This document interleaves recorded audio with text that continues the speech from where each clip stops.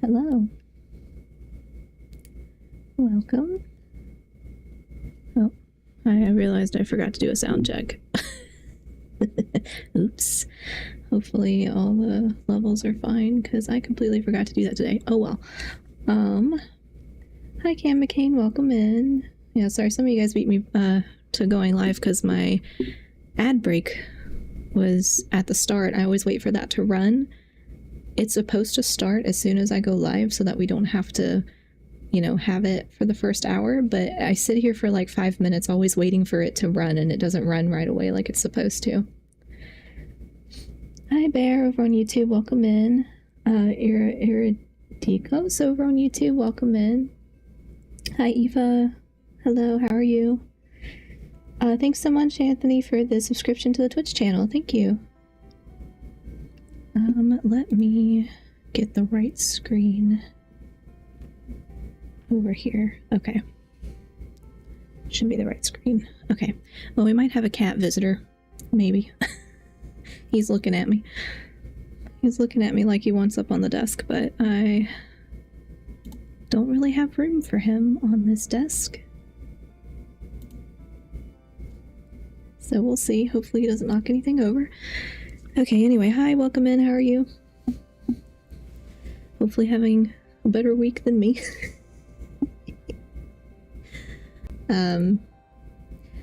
I am very, very tired, but I'm going to at least do, I think, New Vallette's quest and part of the Archon quest, because I learned that I can exit the Archon quest even when I'm stuck in a sequence, and it should let me pick back up where I left off, which I didn't know was a thing. I thought it would kick me back to the beginning, because I've never done it before, and it always says, like, make sure you have enough time to do this. And I don't ever have enough time to do it, but I do it anyway. So last time I had to just log out because it was going way longer than I thought it was going to go. And I had to cut it. So I now have a teleporter to get me back to where I'm supposed to be. So I assume that means I can leave and go do other stuff and then come back. So that's what I'm going to do. And it should be fine. Anyway. I don't think the New Valette quest is timed. Like, I don't, it doesn't have an expiration on it, so I don't guess I have to do it now, but I kind of just want to do it and get it done. But yeah. Yeah, kind of traveling right now. Oh yes, they've added checkpoints and main quests. You may have to redo some scenes, but not the whole quest. Yeah, and I'm okay with that. Like, I'm okay with, like, if I have to repeat a little bit, that's okay. I just didn't want to get booted back to the entire beginning of, like, a 3-hour sequence or something. But I appreciate that they put the checkpoints in. I just wish it had told me that. Or if it did tell me that, I didn't see it, because all I saw was, like, make sure you have sufficient time to complete the quest. And then it doesn't tell me how long the quest is. So I don't know how I'm supposed to know how much sufficient time is. Hi Scion, welcome in, how are you? But yeah, hopefully that's gonna make it a lot easier for the longer quests, because sometimes I just can't, if they're like 4 hours long, sometimes I just can't do it all in one go. So yeah. Anyway, I'm here procrastinating when I should be working on my conference paper that's due tomorrow. As is my assignment. As is my video of the presentation this weekend. And another assignment, because all the deadlines decided to converge. So, yay.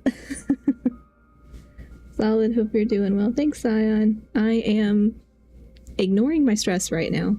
It's partially a me problem, partially they didn't tell me I was going to have to film a video problem.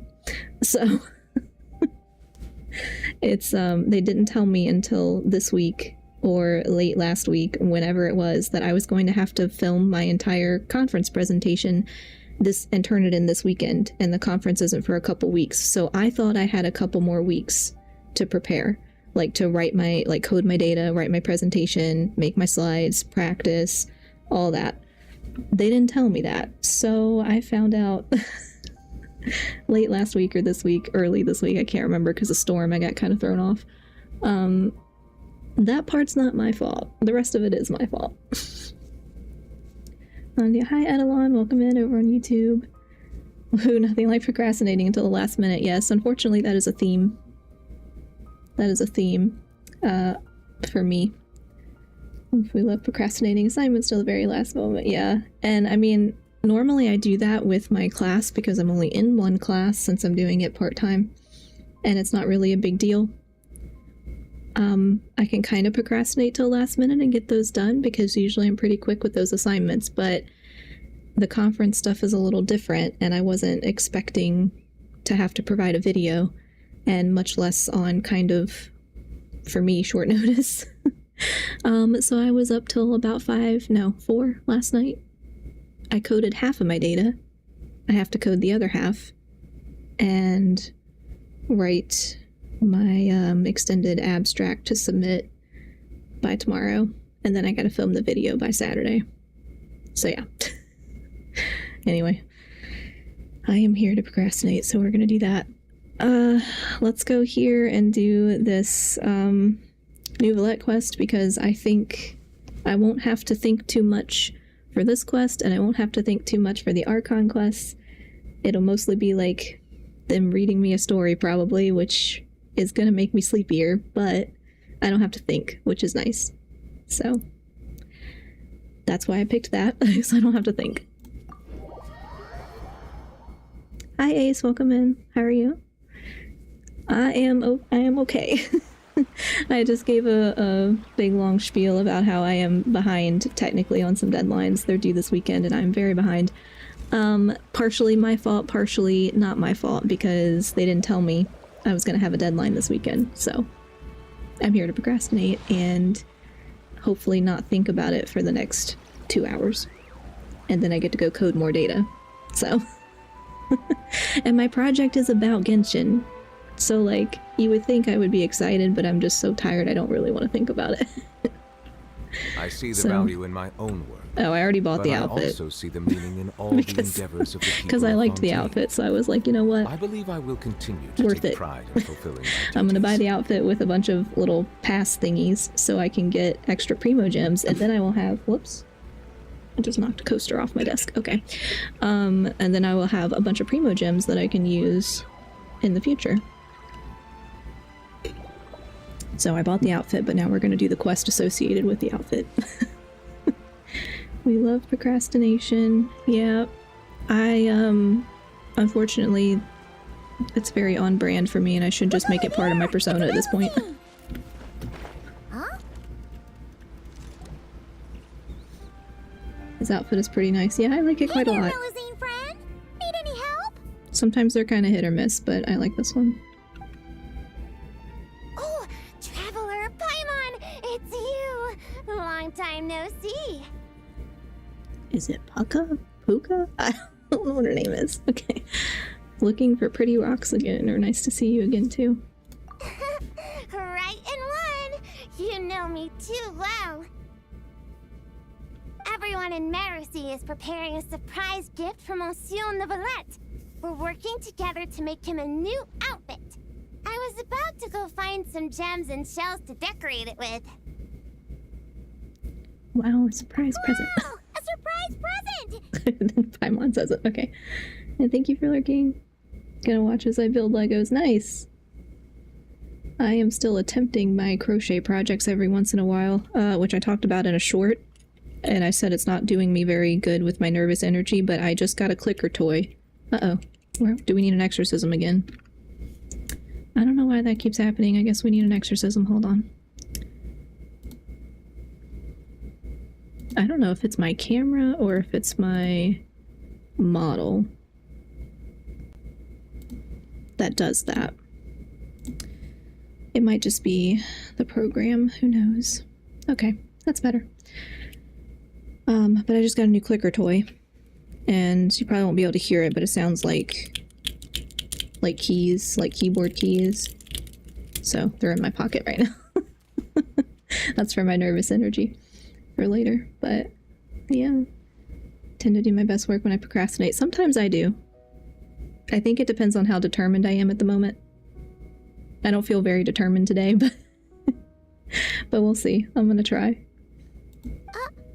Is it really okay for you to tell us like that, though? Oh no! Sorry, it's my first time doing something like this, so it just slipped out. I'm not sure why, but seeing everyone working towards the same goal like this, my heart just won't stop racing. Paimon totally gets it. The moon's just so infectious that you get swept up in the hype and you just can't stop, won't stop, right? It's like forming a band. Okay. Like co-conspirators committing a crime together. Okay, neither of these examples are... I don't know. Yeah, it is! We may be playing different instruments, but we're playing in harmony, making the same music. Okay, so she wasn't supposed to tell us, I guess, but... oh well. So, why'd everyone suddenly decide to give him a gift? Oh, that! Monsieur Novelette is always sending gifts to everyone in Merosi Village. So, after discussing it, we decided to make something for him ourselves. Flo handled the blueprints, and then we all picked out the materials and sewed it together. And Saran was in charge of emergency precautions to prevent things from getting totally out of control. Emergency precautions? Things getting out of control? That's a lot for making an outfit. Paimon knows that making clothes with Melusine hands is hard, but how bad could it possibly get? That depends on your definition of bad. Does it count if we ask Mamere to make a huge painting and then turn the canvas into pajamas? Oh, wow! How about that? I'm sure that would work. I think Nuvolette would love it. Okay, well, he's gonna like anything the Melusines do. Me too! But like Saran said, it's better if we make a respectable outfit that he can proudly wear when he's out and about. Lome's got tons of experience, so we had her get a whole bundle of fashion magazines and asked Sijuin what respectable meant, before we finally settled on solemn relaxation as the theme. Solemn relaxation. Paimon can't help but picture Nervalette swimming around with a serious look when she hears that. Speaking of which, you still got shells on you, yes? Huh? Oh, right! Shells! I was so busy talking with you, I almost forgot my job. I mean, wouldn't you like whatever the Melusines make for you? Yeah, fair. I would forget what their lore is. Like, I know he either created them or he saved them. I can't remember, so that's where my mind went. But yeah, I mean, that's true. Sorry, I've gotta go. I can't hold everyone else up because I was enjoying myself too much. I need to find some shiny shells and rocks pronto and grind them up into shiny powder. I'm not sure if I have enough Tidalco for the dye either. In that case, I think it's time for our line. Leave it to us! When it comes to finding stuff, we're the best in the biz! As much as you need, on time, guaranteed! Really? You will? Thank you so much! Then, could you please help me find some of the shiniest, brightest barrel conches? I remember there's a bunch in the waters around here. 2 or 3 should be enough. Haha! Even 20 or 30 would be a piece of cake. Okay, Paimon, let's not. I don't want to find 20 or 30. He gave them rights and protection, right? Yeah, he did something. I don't remember the specifics. That's way too many. I'll focus on finding gems over here. Good luck to us. See you soon. Yeah, he did something to help them out. And like tried to integrate them into society, I guess. I don't remember, but oh look, the little blubber. The little blubber beast things. Hello. Okay, well I got distracted. Alright.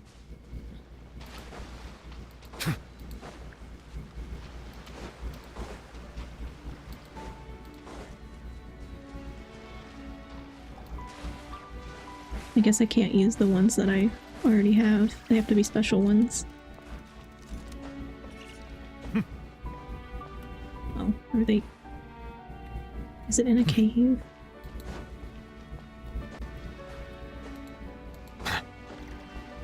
Like a cave entrance that I missed?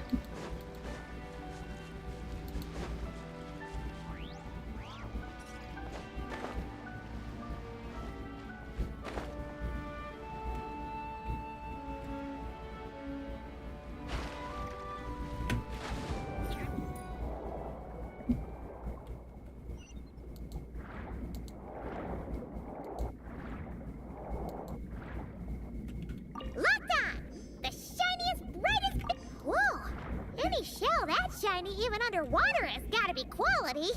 They're special ones. Shell secured! Not a single hiccup! Ah!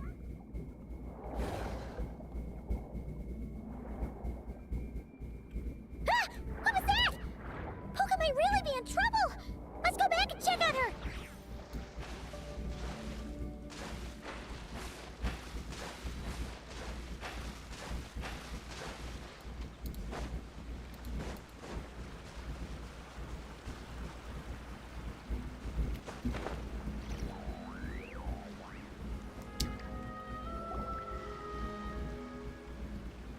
She looks fine. I don't think she's in trouble. I never imagined I'd dig up an armored crab digging for gems. Armored crab? Isn't that a bishop? It's fine. Fine. I'm not hurt. Sorry for making you worry. Good thing this bishop showed up. Gobbled that nasty crab right up. Huh? Bishops eat giant crabs? That's what you're focused on. Maybe they don't actually like crab that much. It doesn't look too thrilled. That's what you're focused on. Okay. Oh, right! We should be focusing on... Why is there a bishop here? No clue! Never seen one around these parts before. Monsieur Novelette warned us that while some bishops are super friendly, others can be really dangerous, so we shouldn't get too close. Whew. Seems I'm pretty lucky, running into such a cute bishop like this. Cute bishop. Be sure to give it a proper thank you the next time you run into it, okay? Yeah, for sure. And I'll treat it to something tasty, too. Only thing is that I'm not sure what it likes. Definitely not giant crabs, though. Tidalga? Aren't those like jellyfish-looking things? Wouldn't have thought such a big bishop would like something... Whoa! Tidalga! When'd that get there? Huh? So, this pile of Tidalga isn't yours? Nope. Haven't even had a chance to dive in yet. Did some kind soul overhear us and leave it here? Perhaps some nice fairy. Okay. Looks like I really am super lucky today. Can't believe that fashion magazine horoscope was actually accurate. She doesn't seem to have much self-preservation. Then may the stars watch over us, that our gift may arrive safe and sound. Well, certainly. Oh yeah, here! These are the barrel conches we gathered. Are these enough? Plenty! Whoa, so sparkly. I can barely open my eyes. Laying it on a bit thick, aren't we? Or had to wear shades the whole time I was looking. You were underwater, though. That's just how I like to express how grateful I am. Well then, with my gems, your barrel conches, and the nice fairy's Tidalga, my mission here is complete. If everything goes this well, the clothes should be ready in a couple days.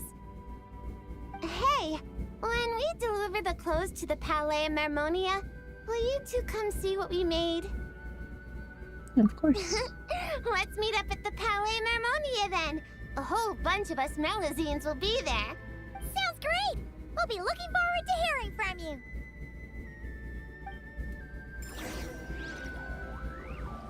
Oh, 2 days later. I don't think it's time gated.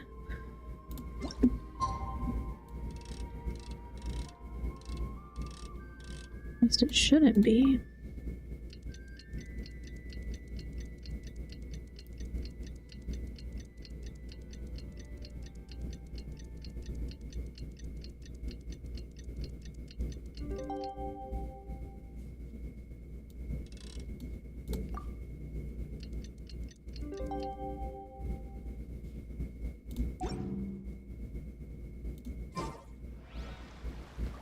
Oh, did I not?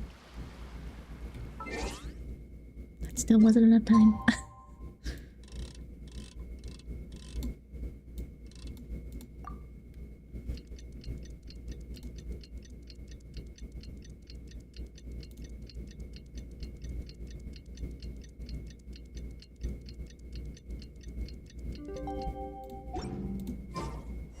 Okay.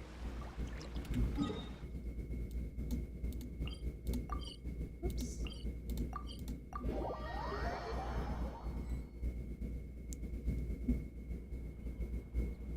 Wow! It's been a long time since Paimon's seen the Palaemomonia this busy. Puka wasn't kidding. There are a ton of Melazines. Huh? Something's off, though. Everyone feels kinda... tense? Excuse me, miss? Mr. Gestionnaire, do you enjoy your work here in the Palaemomonia? Are you asking me? Well, about that, I can't really say that I'm happy, or particularly unhappy.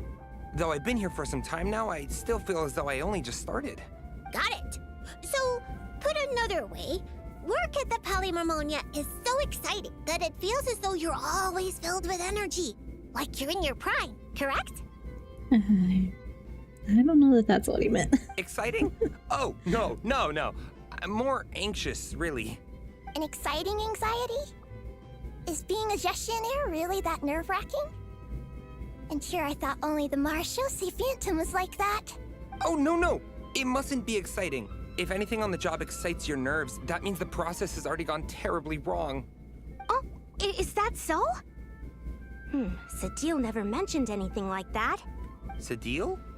Oh, you mean Officer Sadil of the Marechaussee Phantom? Wait, are you her colleague? Of course not. If you're talking ability, I definitely would have passed the exam first. Grana, now's not the time to get competitive. Look at the poor man. He's so nervous he's sweating bullets. Really? I thought that if someone looks really nervous during an interview, that means you're asking the right questions. That is some interesting understanding. Hi, Kobe. Welcome in. How are you? Excuse me, Mr. Gestionnaire.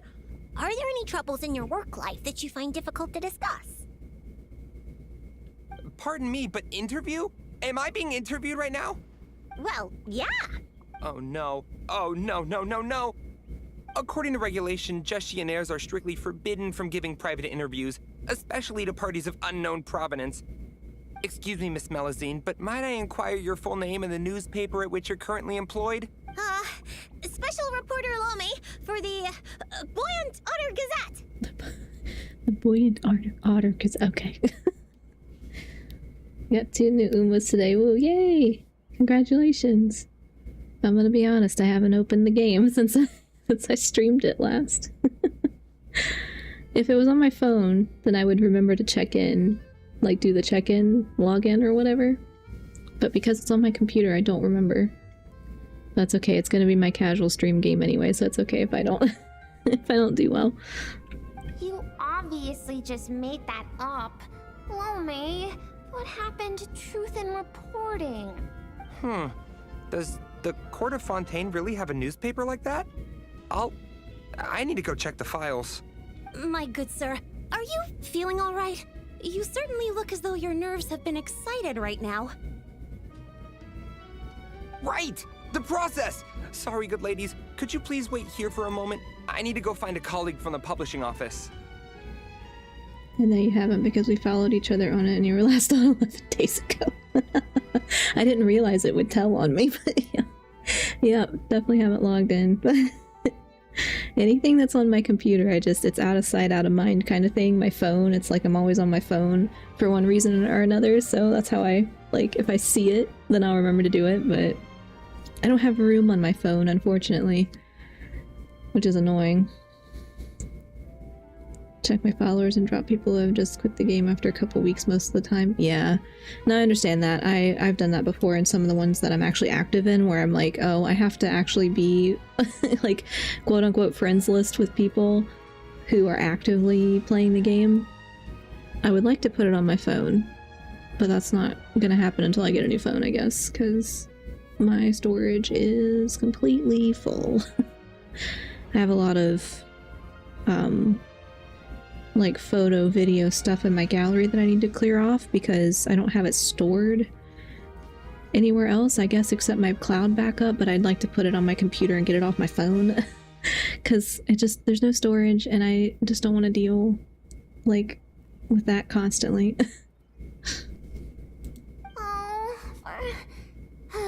We were just going to ask him how to get to Monsieur Neuvillette office, yet somehow it turned into a practice interview for Lome. Mr. Eon, there you are. The tea Miss Cornelia so kindly made for us is nearly cold. Just what have you... Oh my word, what happened here? Why are there so many Melazines? Mr. Royalte, please give me a hand. I can't possibly take care of all these Melazines myself, much less give an interview while I'm at it.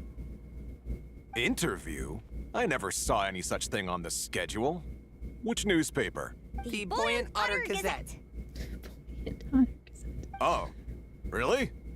Yet what you're holding certainly doesn't look like an otter. Of course not. This happens to be the one we're looking for this time. This blue creature can't be me, can it? Looks nothing like me. Started Arc Knights in game 2, it's okay. I've seen a lot of people talking about it and I was gonna try it at some point. But I was like, I don't know anything about it, so it's probably gonna be one of those hit or miss things for me. But yeah, it's on my list of things I want to try. So far I think I've only seen people talking like pretty positively about it, but I don't know anything about the like how the gameplay is or anything, so we'll see. But trying to get caught up on. I'm like, how many games do I want to have that are some sort of daily check-in stuff? You know, like I already have too many of those types that I can't do them all or remember to do them all, which is not a huge deal because like you don't necessarily miss out on important stuff if you don't check in every day. But doing daily grind stuff, I'm like, I can handle maybe one or two and the rest of them are just gonna be whenever I remember to log in. Not gonna lie, most gacha players will stay in any gacha game pretty blindly. Yeah, I can see that. If it's a style, like genre type whatever game that they like, or they like the mechanics of gacha. Yeah, I don't trust player reviews very much. I usually just look and see kind of what everyone's saying and then like watch a few videos and then I'll go try it and like make up my own mind, but sometimes I'll try to get a feel for it based on what other people are saying if I know they've played other games that I like. But to be honest, it doesn't happen very often, so. Biggest issue is sunken cost fallacy. If they open a new game and drop $150 on the first character banner, less likely to admit that might have been a mistake. Yeah, I think that happens with a lot of the games, unfortunately. It's actually showing up in my data a little bit for the project I'm supposed to be working on right now. The data I was coding last night was about why people were leaving Genshin specifically. And for some people it was like, I kind of want to, but I've spent too much money. And so now I can't because I've spent too much money on my account. And I'm like, yeah, I understand that, but at the same time, if I get sick of something, I just stop. I just stop playing. Hey! Watch what you're calling a blue creature! This is none other than the eminent Monsieur Neuvillette! Oh, that was supposed to be Neuvillette. Okay. That doesn't look like... It looks like a snake with ears. I see.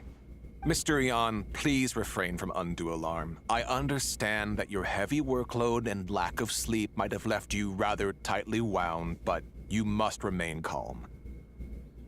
As you well know, the world looks profoundly different through Melazine eyes. Thus, it is entirely possible that to them, the Udex appears, well, like that. Like a snake with the antenna. It's part of why I don't pay into gachas. I threw $10 at Umasumi because I was just impressed with the game itself. Yeah, I'm not a big spender typically. Most of the time. So I'm like, well, I didn't put that much resource into this. I put more time. Like, I put more time than anything in most of the games.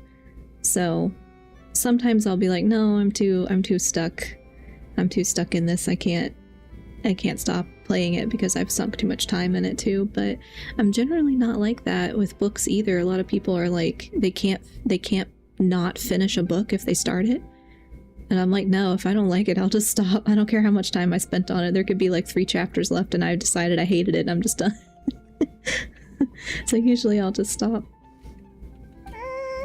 Pretty much. Monsieur Neverlet actually looks a bit different to every Melazine. So we split the difference. Ah, you split the difference. I see, a most judicious approach. In that case, might I inquire what matter you wish to see Monsieur Neverlet about? We're here to give him a gift.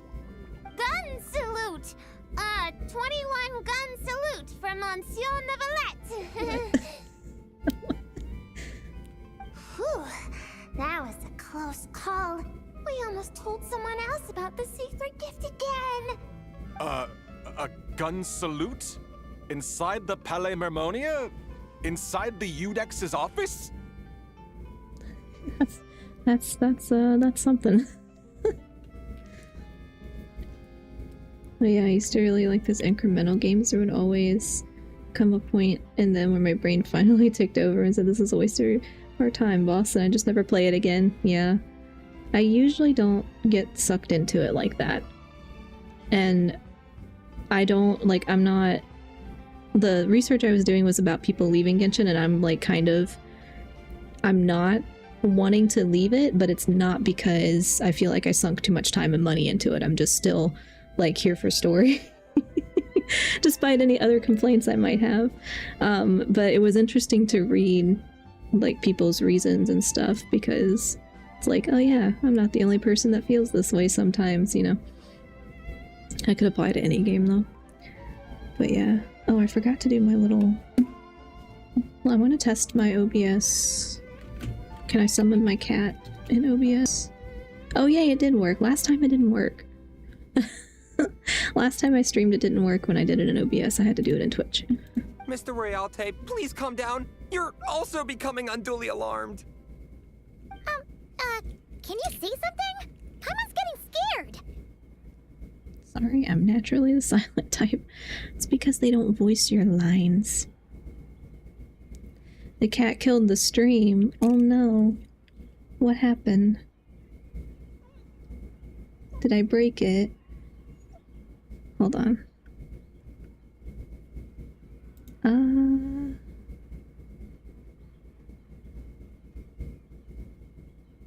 Okay, that's weird. Huh.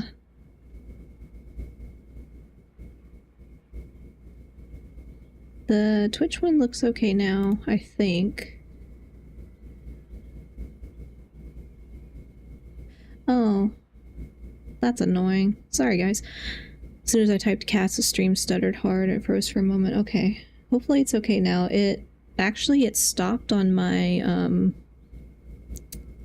I'm getting the dropped frames in OBS again, which is what I got last time, and the whole thing, like, crashed, and then I came back and it, like, reconnected, but it fully crashed before it reconnected. And on my Twitch screen right now, it says stream offline, but on my phone it's still playing, so yeah, hopefully it's all right. I guess the cat broke it. Oops. That's really weird. Okay, that's never happened before. Actually, let me check the YouTube one real quick, just to make sure. Oh, did the YouTube one stop? No, I think we're okay. I'm gonna double check. I'm gonna pull it up in a different window. Just because now I'm paranoid that I messed something up. No, okay. I can hear myself. I think we're good. Okay, But yeah, it tends to be that the longer you stick with something, the stickier it is for you to play Genshin for all of 3 hours and never look back. Yeah, that makes it easier to leave if you don't put too much time, effort, especially if you don't have to buy the game itself too. Like, I'm a little bit more incentivized if I paid for a game just to download it or like buy the disc or whatever. To at least try to finish for like at least half of it, and then maybe I'll stop. But yeah, if I haven't paid for it, I quit pretty quickly. What did I do that with? I think it was... There was another... I don't know if it was gacha or if it was just an anime style game. What was that? Blue Protocol? There was one that was like an MMO. And I played for like maybe 2 hours max. And then I just kind of gave up.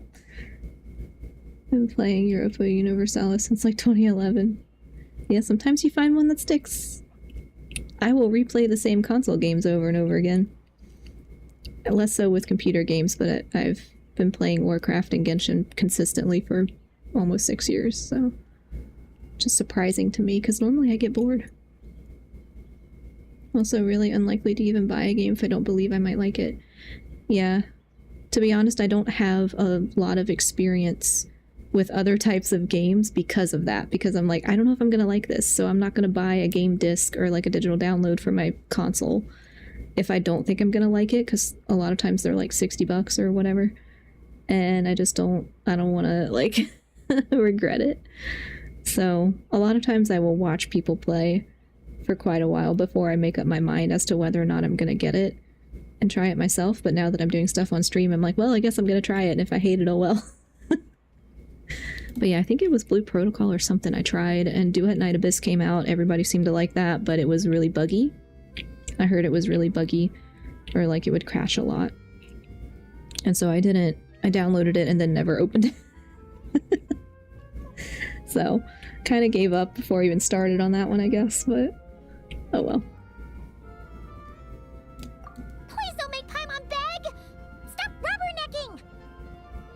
Feels like I'm watching a play unfold in real time, or sorry, lost myself for a second. It's not that Paimon can't sympathize, but it looks like royalty is really about to call the guards. And if he really calls Nervalette over, then the surprise they worked so hard to prepare will be for nothing.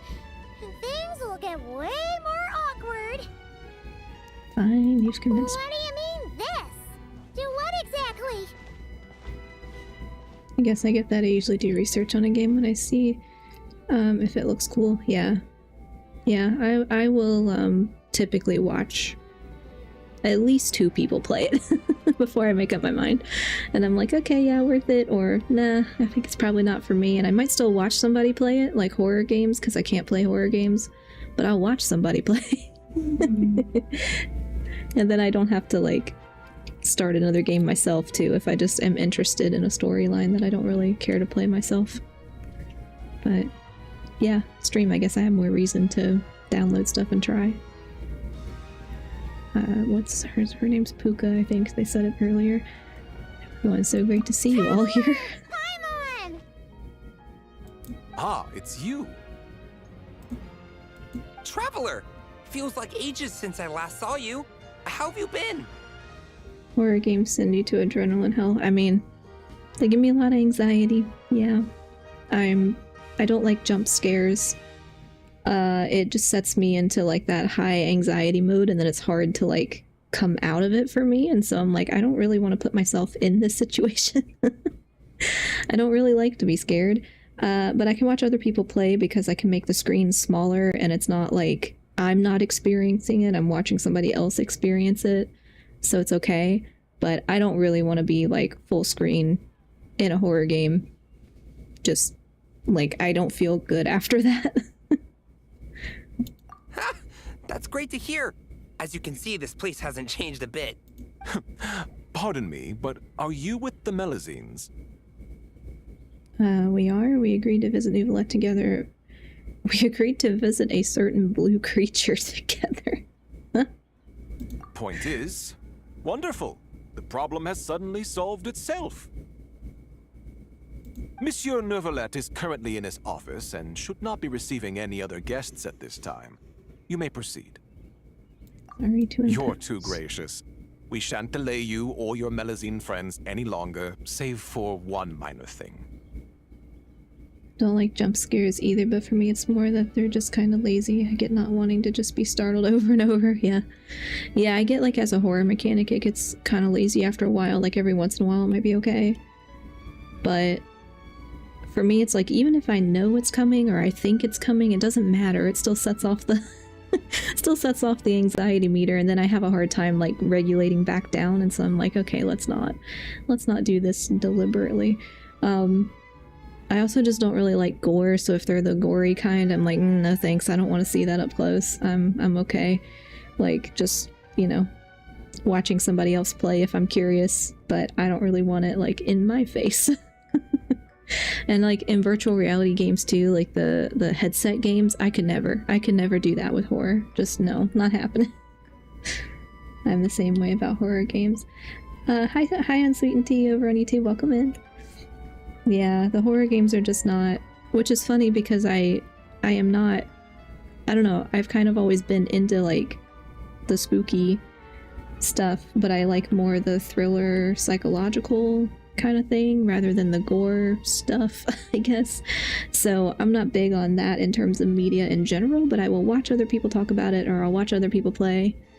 But, you know, it's just not something I really want to watch, like on my own screen. Had an ex once that tried to play Atlas but got too freaked out by it. Ended up just asking me to stream it for her, and it was way different experience for me.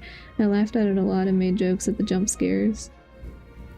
I agree the Outlast series is really gross to me rather than scary. Yeah, I don't know too much about that one. Like, I've heard it, I've seen clips, but I don't know a lot. That one I thought was supposed to be less jump scary, but maybe not. Same way about new games. Yeah, I have to look and see what to expect first if it's a new one, because I don't want to be like tricked into false sense of security thinking it's not going to be scary and then it is. VR headset stuff might make me faint, not gonna lie. Yeah, me too. I don't think I could handle it on VR at all, but like on a computer, even a computer screen or whatever, I'm like, no, I can't make the screen smaller. Or if I can make the screen smaller, maybe. But yeah, I don't really want to deliberately give myself the anxiety, I guess. Because I also get like intrusive images, so if I get a disturbing image that it's like I know it's not real, it doesn't really matter, my brain will just keep replaying it later. And it's just really annoying, so it's more like I don't want to deal with the aftermath. That rather than the actual thing being so terrible. But if it was VR, that's definitely like, no. Would not be able to would not be able to handle it. I'd probably just close my eyes and sit down. What's that? While inside the Palais Mermonia, particularly in the offices, please ensure that any items you're holding remain below head level. Otherwise, our most enthusiastic colleagues will doubtlessly assume you have a special request that you plan to seek assistance with. Got it.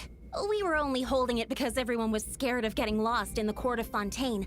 But now that we've reached our destination, Kuka, if you would? Sure, Flo. Putting it away. Oh, so that's what it was for. VR for a horror game sounds annoying. Trying to spot something in those games when it makes the screen all blurry is already a pain. Yeah, it depends on what kind of effect they're putting on the screen too, because if there's gonna be some type of like, I don't know, and then I feel like it's my real eyes, you know, because VR, instead of just looking at a screen, that would be nuts. They also make like those treadmill things that are like in a circle for VR so that you can actually walk while you're playing, and I can only imagine like put me in like a horror VR thing with one of those and I just run the entire time. If you could exercise them. But get motion sickness too easy, so VR is a no-go for me. Oh yeah. I've not done very much of that. I've mostly just played Beat Saber. Which I can do without getting any kind of motion sick, but every once in a while a big screen like a movie theater screen will kind of make me nauseous. So it just, sometimes it happens and sometimes it doesn't. I don't really know what the trigger is. I'd love to play Elite Dangerous in VR or something like that. Oh, I don't know what that is. Is that horror? I should play that game again. Yeah, I don't know a lot of the... I don't know, I feel like there's so many that I don't know, or I at least don't think I know, and maybe I've seen somebody play before but just didn't pay attention to the name, you know? So, I can't, there's a lot of the, especially horror games, I can't name because I just watch random YouTubers play. It's fine! With the two of us here, there's no way you're getting lost. Come on! Nervalette's office is right over there! Please take care, everyone. I'm also very much stuck in the, like, comfort media way, in that I rather rewatch the same TV shows, or the same movies, or listen to the same music, or play the same games over and over again because I know what they are and I know what to expect, rather than go find something new. I am very much the person who gets stuck in that, and I'm trying not to be so that I don't only ever play Genshin on stream. There's just a lot of Genshin stuff to do right now. But that's part of the reason for like thinking about themed months too, so that'll force me to play other things. Because otherwise I get stuck in the comfort media. But that's where I feel, you know, most comfortable, of course, so. It's a spaceship game. Hard to explain on a whim, but you kind of do whatever floats your boat. Combat, mining, exploring stars at random space. Well, that sounds fun. That would be cool in a VR. I want to fly a spaceship in VR. Sometimes the games where they let you do... Oh, they're all in a little line. Sometimes the games where they let you do most anything, or they don't really give you a lot of direction, like Minecraft or whatever, stuff like that. I like it, but then I also just end up doing the same thing over and over again. Because I'm like, I don't really know what I'm supposed to be doing, so... Oh, are we? Okay then, please lead the way to Monsieur Novelette's office. Oh, we have to go in a line. Okay. Follow me and stay close to the group. No wandering. Thank you.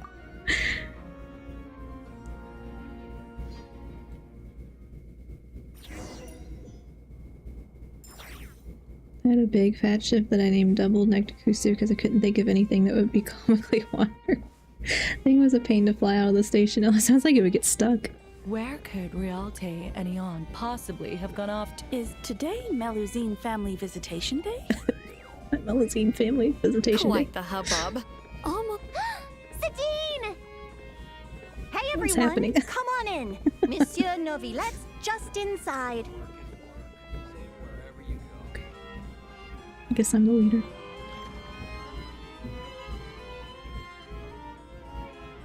Ah, I thought it might be you. I had heard Melusine voices and went to the window for a look, only to find the angle was wrong and I couldn't see a thing. I trust you encountered no difficulties on your way? No, not at all. Well, not exactly. Just about had like 5 feet on the top and bottom to fit through the port. Not much. Yeah, it sounds like I would just be crashing into... I would just be crashing into everything because you know what's not good? My depth perception. Mostly in real life, but sometimes in games too.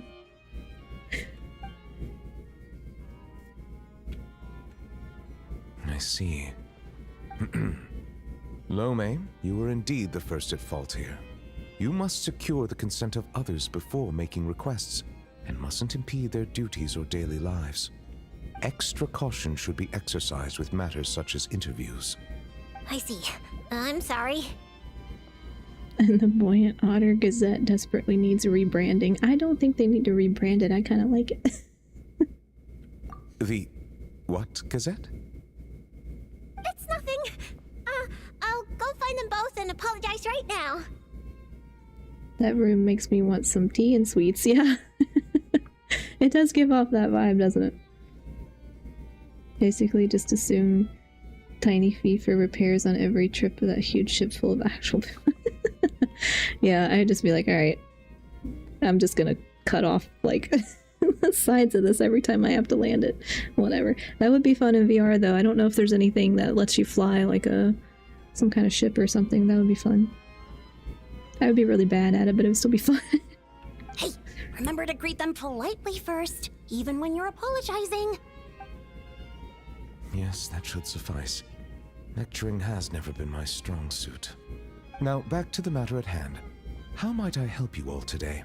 It's probably best if the Melusines tell you themselves. Oh, zounds. We were all so busy making a gift, we never stopped to plan how to actually give it to Monsieur Neuvillette so it feels like a surprise. It'd be perfect if we could actually give a gun salute right about now. Kaboom, boom! It'd be totally... Wait, no! No gun salutes allowed in offices, right? No, let's not do that. If only Lome was here. She's so carefree. Lome, come on. It's our hour of need. I'm back! Those two gentlemen are both great people. They not only didn't scold me, but they even served me tea, too. I like the art style of this. Like the Fontaine style, or just Genshin in general. Huh? Why haven't you given him the clothes yet? I already finished 2 whole cups. She just said it like it was nothing. Clothes? Accidentally revealing the surprise. That's why that would be me. Can't tell me beforehand because I'd accidentally say it. In general, yeah. Yeah, I like the art style in general too. Hi Thondi. Hi Lag, welcome in. How are you? That's, You've come this far, just give it to him. Yeah, just give it to him, it's okay. You're right.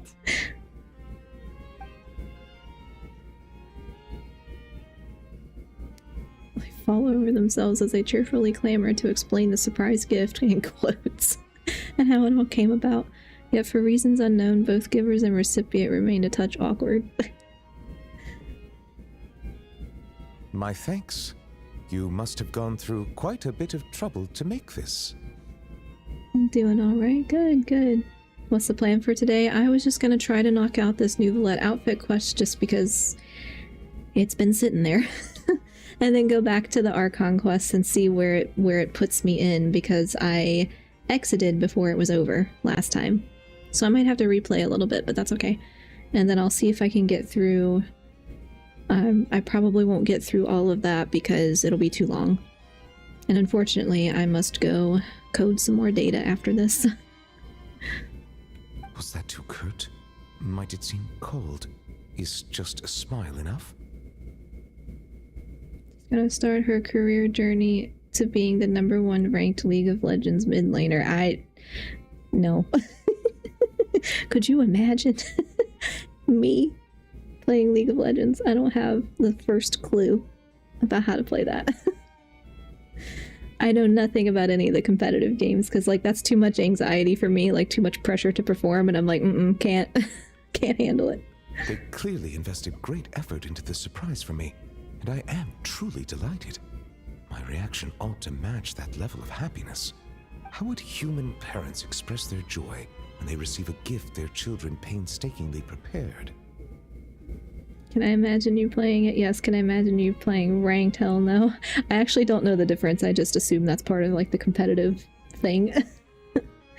I only ever hear people talk about stuff with the, I don't know, all those competitive games that I know nothing about. And I'm like, yeah, it sounds like foreign language to me. I don't know what's happening, but I can't tell who's doing well or, like, who's doing what right. So I don't know. I respect that some people really want to do, like, competitive gameplay. I mean, it could be World of Warcraft, it doesn't matter, doing like some type of competitive gameplay because that's fun, or it's a challenge, or, you know, whatever. But I'm like, nope, I'm a story player, I need to relax, I don't want anxiety. Stranova is a fun competitive game. As its anime's wife who's like, can turn to paper. Paper? No, there's casual game modes, but in League, people take casual games too seriously, too. It kind of makes me think of the, like, I don't know, the raiding culture in WoW, where some of them are, like, hardcore raid guilds, which, again, that's totally fine for the people that want to do it. I'm just not for me. I can't handle it. I've played custom games on some streams before, and people get mad when I beat the piss out of them because I don't play ranked much, and they assume that them being high platinum, me being silver means anything. Oh, like what you are, like what your status is in the game. Yeah. Yeah, that's silly. Again, more power to them to have fun with whatever competitive thing they want to play, but I don't think it's fun once they start, like, making other people not have fun, you know? Takes the fun out of it for everybody else. But yeah, I can't handle the competitive style, I guess. It's just not. I'm like, no, I'm too tired and don't want to put that kind of energy into it. People have the assumption that playing ranked makes you better at a game. It does not on its own. Yeah, I don't know why it would, yeah. That doesn't make sense to me, but as a non-player. Oh, getting notification for ad breaks soon on Twitch, so I will probably take a water break when that happens so I can go grab some more water. So we will pause when that happens. Listen as a wise man once said. Once said what? Oh, about like it not making you better. Oh, it's only a race if you're winning. Yeah.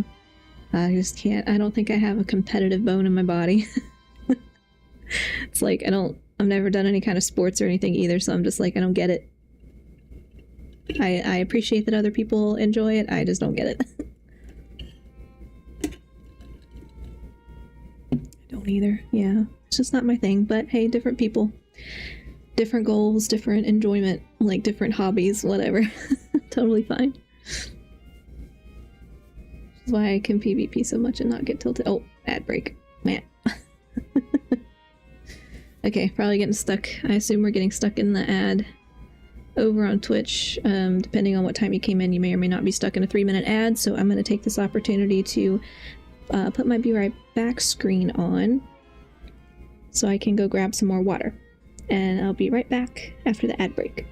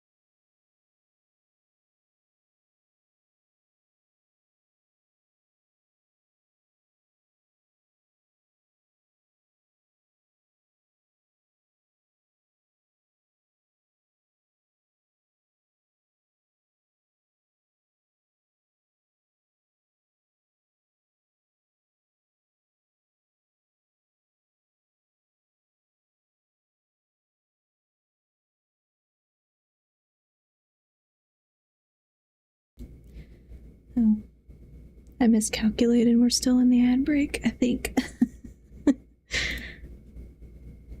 That's okay. I got more water and I stood up, which was the point. Okay.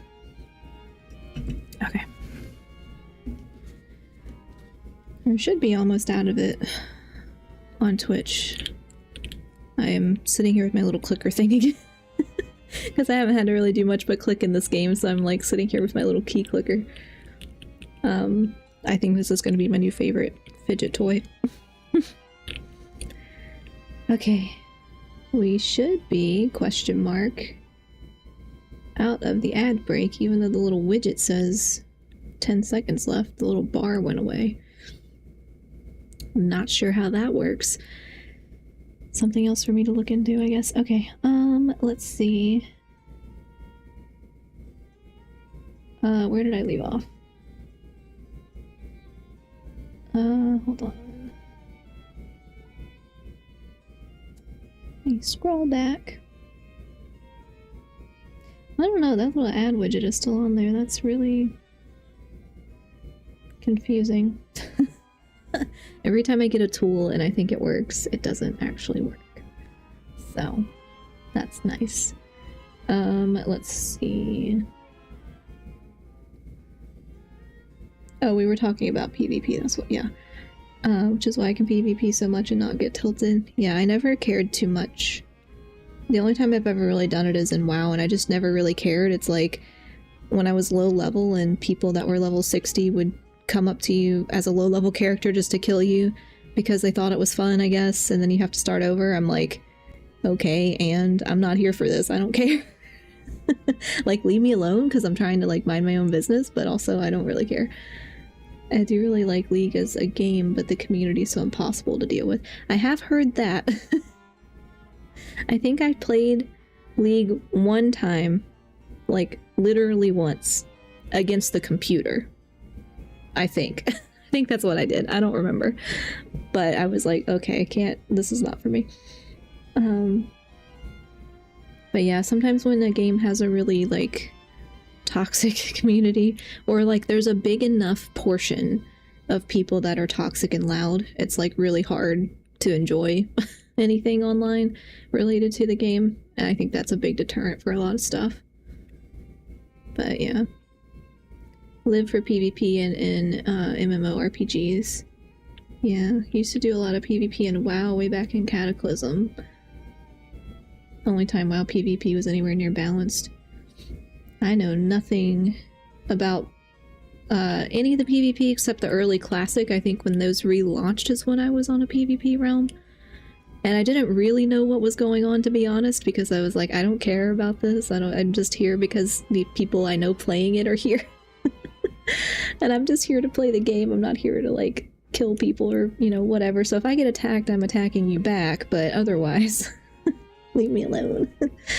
Agreed, I love my Holy Pally build. Yeah. Random mage back then. Don't judge me, it was the first thing I made. Got into another class not long before Kung Fu Panda launched.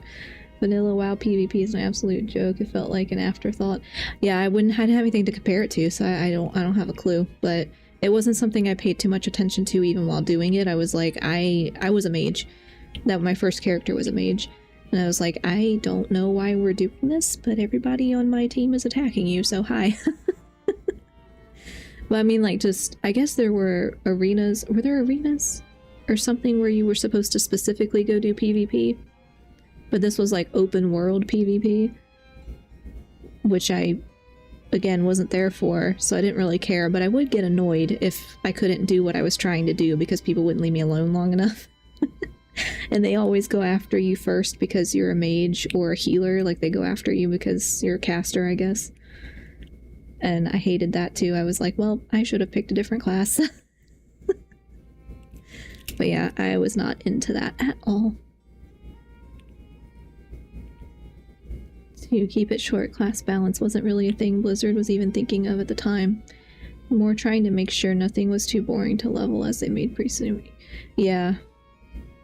And that makes sense that they would revise stuff like that later, given how the game was launched and everything. Like, it makes sense, but yeah, I was not a fan. So I switched to PvE realms, and that's what I stay on now, so I don't have to worry about other people bothering me. Although sometimes people will like still try to ask you for a duel or whatever. And I didn't know what that was the first time it happened, like on a PvE realm. They were trying to, I guess, fight me. I think I was a mage or a priest. I don't remember which one I was. And they wanted me to fight them in a duel. I think it was some type of, like, I don't know if it was a paladin or some type of fighter. I don't know what it was. And I'm like, I just didn't, you know, I didn't accept it because I'm not there for that. And they called me a bot. And I was like, yes, I'm a bot because I don't want to fight you. I'm trying to gather my herbs. Leave me alone. I'm trying to make potions. PvP suffered badly because a 1v1 against a rogue was a fool's errand. No arenas till first expansion. Okay, yeah, maybe that's what I'm remembering after they updated. There being, like, the specific arenas, which I never went to. I never did that. But, yeah, the rogues were not fun. Because just be totally invisible out of nowhere. And I'm like, great, thanks. World PvP is for cowards. It's just for people running around with a full group jumping people 5 versus 1. Yeah, that's what it felt like. I mean, I was usually with at least one other person, but it was usually a level 60 person coming after everybody else, like, you know, level 40 and lower. And I think it was like a level 40 person one time, and we were level, like, I don't know, 10, 15, something like that. So obviously we're not going to win. And you don't even get, like, honor points or whatever it is for that, I don't think. Or whatever the system is, I don't know. It's like they weren't even going to get any benefit from it except to annoy people. And I'm like, yeah, okay, this is stupid. So we just, like, log out and come back later. And by the time we got to level 60 as our group or whatever, like, we were all level 60, that person was still level 40 something. Because I guess all they do is bother people. And we came across them later and killed them. I remembered their username. And I'm like, hey, that's that person that was really annoying. Go kill him. I'm not a bot. I just don't click that fast, bro. But I was just like, I didn't talk to them. They didn't talk to me. They just kept sending me a duel request and I kept denying it or whatever. And I'm like, I'm trying to pick herbs. Leave me alone. So you think I'm a bot because I don't want to duel you and because I'm trying to get herbs? I just want to collect herbs, okay? Or spawn, camping, griefing, lower level zones. Yep. That's what it was. That's what I didn't like. And that's what made me pick the PvE realms after that, because I was like, I'm not dealing with this anymore. It's just a waste of time. But, like, I'm a big advocate of there's no wrong way to play a game unless you're bothering other people. Like, leave the other people alone. Go find something else to do. Let me pick my herbs. Make my potions. Anyway. Found farming bots before and reported them, but you just gotta try to talk to them, figure it out. Oh, yeah. And usually there's like a tell or something. It's like they look like they're operating like a bot, you know? I don't think I looked like I was operating like a bot. I also had like a cosmetic pet or what with a name, you know, and I'm like running around like a normal person and not like a bot. I don't know. I was like, it was just a really weird response to me not wanting to duel somebody. Anyway, it was weird. If only Siegeween was here. She understands many techniques for human interaction and would understand this matter far better. I also like this quest is 2 types of non-human people trying to be human. Like neither side is understanding how to be human and they're both trying to be human. The obvious thing is that they'll turn on a dime directly toward the next node or corpse. Yeah, it's like it's usually there's some kind of tell. And I was clearly not acting like that. So, I don't know. I'm like, I don't know what you are trying to gain out of this, but I'm here to get my herbs. And, like, avoid any of the PvP. So just let me do my thing. It was no trouble at all, really. Yeah, that's right. With everyone pitching in, we finished in no time flat. Mm-hmm. The Traveler and Paimon helped too, you know. It was a breeze when it comes to finding stuff. There's none better. Perhaps I should consider this from another perspective. Seeing others use gifts I've given them gives me a feeling of contentment. Thus, it can be inferred that the reverse is also true. We're overthinking. I'm very familiar. Might I ask you all to wait for a moment? I'd like to try it on. Of course you can! Ho ho! Is it happening? Even the Traveler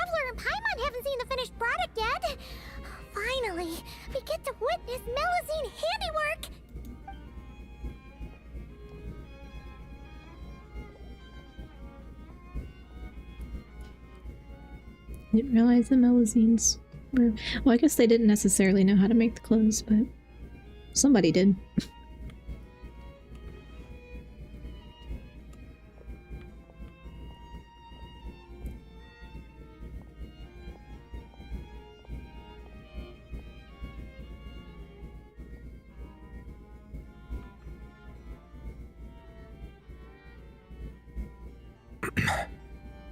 Well,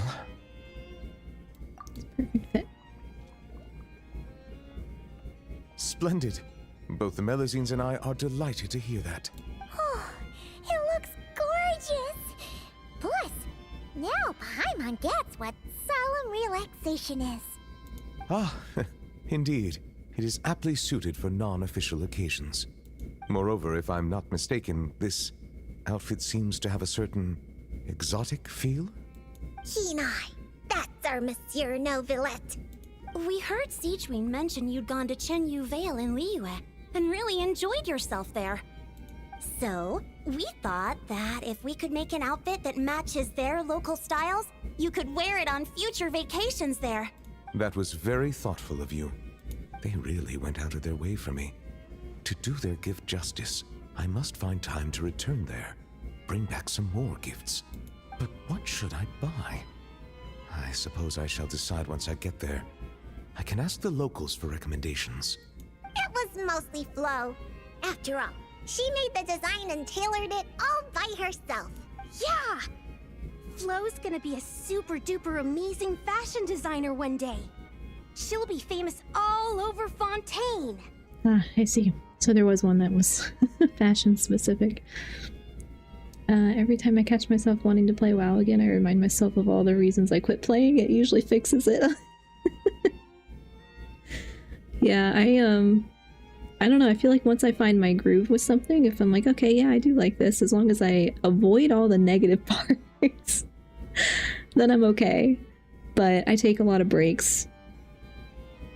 Like, I take a lot of breaks from WoW or, like, specific games or whatever, but I'm such a casual player anyway, I guess it doesn't really matter. Like, I can always go back and play whatever patch I've missed or whatever story I've missed or whatever, so it's not such a big deal.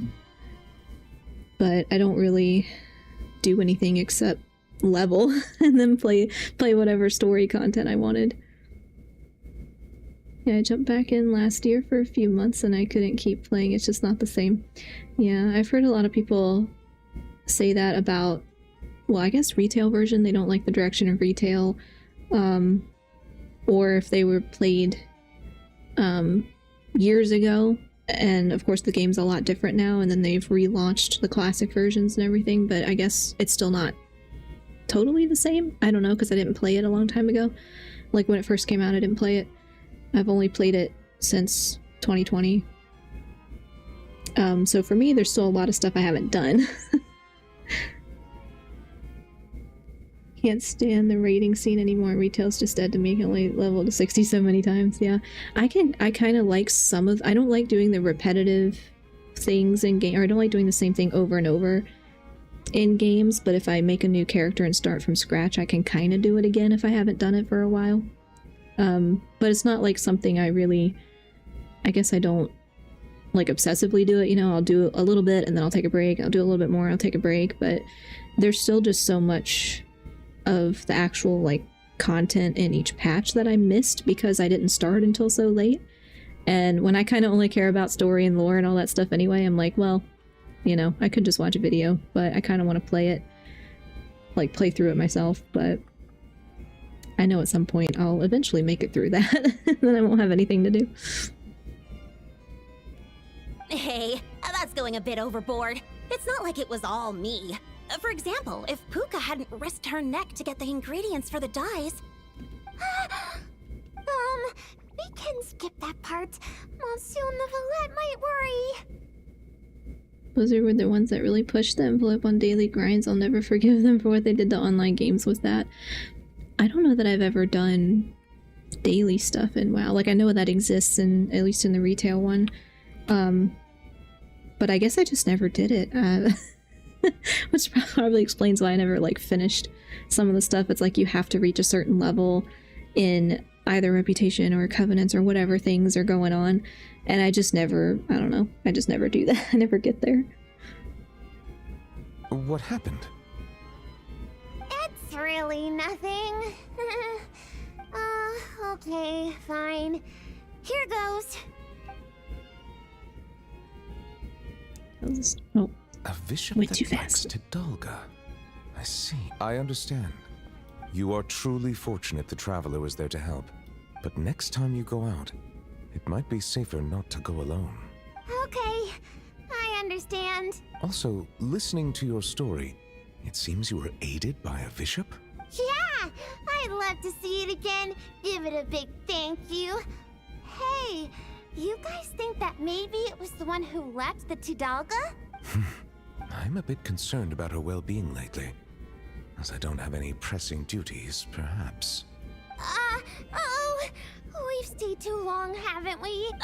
We really should get going while it's still early. Excellent. In that case, allow me to accompany you. Huh? Really? Oh, if we go now, we can make it back in time to treat you and the traveler to dinner. All right! Blubber profiterole, poisson seafood soup, poisson champ pie. Got enjoying the Poisson Melusines, champ have pie. you? Daily quests, daily resource gathering, daily board stuff, daily check-ins. Yeah, I guess I just never did any of it. I'm sure it told me to at some point, and I must have just ignored it. But I have heard people talking about it in some of the, like, I'll watch WoW update videos sometimes because I've missed a bunch of stuff and I don't know what's changed. And they're like, yeah, this thing is a daily, was a world quest or something, and they log on every day and do it, and I'm like, yeah, I've not done that a single time. So whatever reward is tied to that, if anything, I guess I'm not getting it. And why not? Come, let's go together.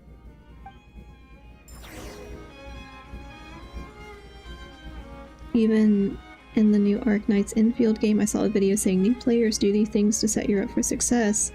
One of the first things was set up a route to do your dailies as fast as humanly possible. Oh no.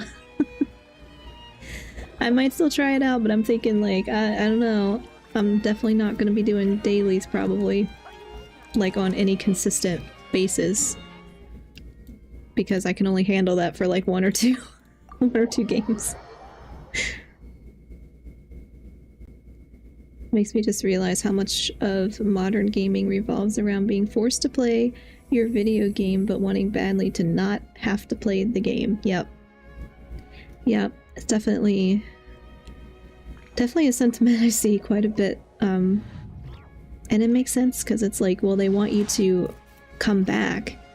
Like, they want you to come back daily or at least frequently, and so they set it up as a mechanic that you have to do this every day or that you get rewarded for doing it every day. The Genshin ones I kind of don't mind because it takes me like 5 minutes, but if it takes, you know, a decent amount of time to do that every day, it's like, that's not fun. After a while, it might be fun once or twice and then it's not fun anymore. But then you feel like you have to do it in order to level or grind gear or whatever it is, whatever it's tied to. I don't like it as a mechanic. It's like, I get why they do it, but I also don't like it. Especially if it takes a long time. I'm telling you, I saw it in a magazine before. You sure? You're not making it up, are you?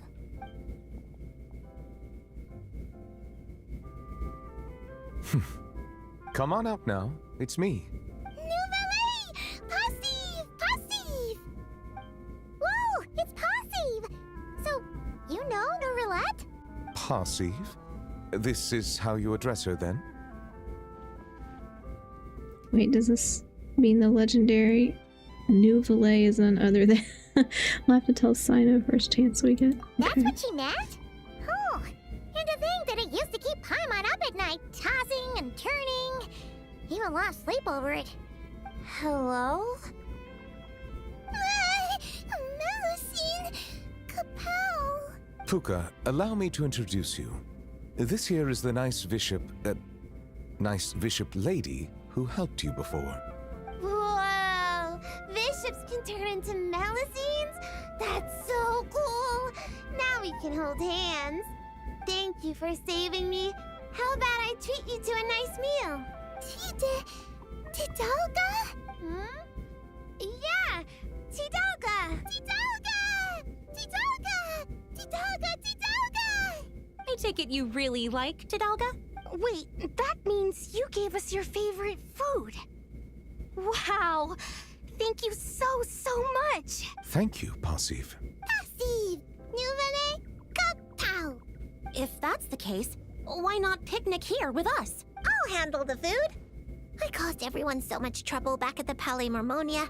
It's the least I can do. Then I'll prep some Tidalga for Passive.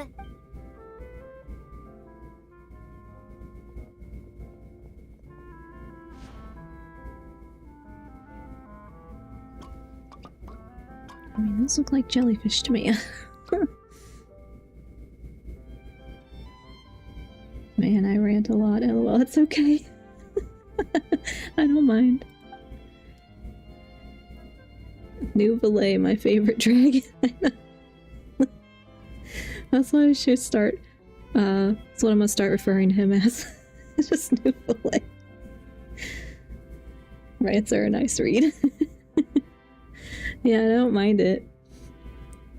Oh, what is... Okay, everyone works hard to prepare a delicious meal before enjoying it together. Passive basically ate nothing but Tidalga and polished off every last bite. Her delight was plain for all to see. I still think those are jellyfish. They look like jellyfish. Night. Passive. Sleepy. Okay, she ate too much and now she's sleepy, which is exactly what happens to me. Huh? What? Every time I eat. Passive water. Go back. Sleepy. She must have had too much Tidalga and wishes to return to the water to sleep. Bishops can give food comas too, just like Paimon. Hey, like you're any different. Passive leave. Wait, hold on a second. Huh? I don't know where she lives or when we'll see each other again. If only I could give her something to remember me by. Oh, I know. Here, for you. Ah, Nouvelle, Passive. Nouvelle, good thing. Amazing. She recognized it right away. Nouvelle, good thing. That is most certainly a very good thing. The board, I mean. Melusine, Passive.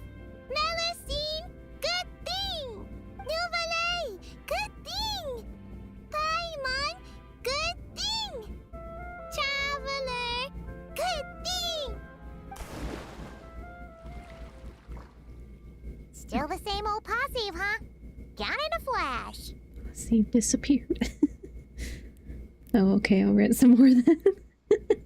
Hey, to be fair, the person that is setting up my Discord, I'm on her wait list, so she's got, I think, I don't know, 2 or 3 people ahead of me, I think. I told him one of the channels I want is just, I don't know the name of it yet, but it's going to be for me to just drop whatever random thought or like voice or text note, or I'm just like, let me rant about this thing. Nobody has to listen to it, but it's somewhere for me to dump it. No need to worry. She already considers Fontaine her new home. We'll see her again. Learning to share is part of the process of joining the group. It would seem I'm not the only one she's learned a lot from. All people need to learn from one another. A most astute observation. I too have learned much from humanity. I still think it's funny that it's like both sides are not human trying to learn how to be human. Yap sesh. Yes, basically. Like, like, I don't know, just whatever yapping thing that I need to yap about, because if I don't, I will explode. I used to help people with their servers back in the day, but now everyone knows how to do it, so yeah. I only asked, like, some people will do it, like for VTubers or streamers or whoever, like they'll offer to set it up with like whatever like bot system in place, and I was just like, okay, I need to offload something, because if I have to sit down and do this too, I can do it. I'm sure I could figure it out. I've never done it, but I think I could figure it out with Google and YouTube. But I just wanted to be like, okay, we're gonna just let somebody else handle it so that I don't have to, in the hopes that it would get done faster.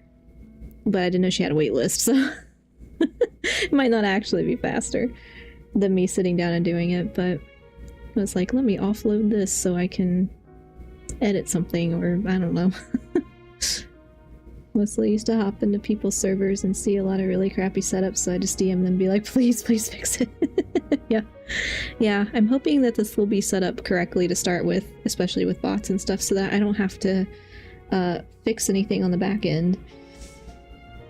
Hopefully. Good old YouTube and TikTok vids and Google to get info and instructions. Yep. That's absolutely what I would normally do, and normally I would just sit down and, you know, dedicate a session to it and be done, but I was too overwhelmed. So I passed it on. Back in the days when people didn't mess with the bots as much, yeah. Yeah, and I don't think they're all that difficult. I mean, I've been in some that I've helped set up for conferences, but those are a little bit, like, less worried about there being an issue, I guess. And then with any ones that you do for streamers or VTubers or whoever, and the link is just out there and anybody can get it, you know, and I'm worried, like, somebody's gonna get hacked or spammed, or it's gonna be like a, you know, malicious link or something, and I'm like, I don't want to deal with it. Now I realize that simply being a computer savvy millennial goes for about $30 an hour, so do it yourselves. Yep. Yeah, I mean, yeah, you can pay people to set up your Discord or do whatever related to streaming and VTubing, and that's where I was offloading. Even though I feel like I can figure it out most of the time, I was a little bit worried I might mess it up. So I've never had to really mess with one except for conferences, and that's like invite only. Nobody else has the link. It's not publicly on the internet, you know. So you're a little bit less worried about security with that. But yeah, hopefully that'll be done soon. And now that I think about it, this learning process actually began a long time ago. Monsieur Nervalette, are you thinking about the past? Yes. It was after I was born, but before I had joined the court of Fontaine. Though I do not know why I was born with human form, this fact forced me to learn about the way humans live. At that time, I was constantly perplexed by all kinds of questions, such as how human language could record history, how they produced things and traded, and why they insisted on using the flesh and blood of a god as a medium of exchange.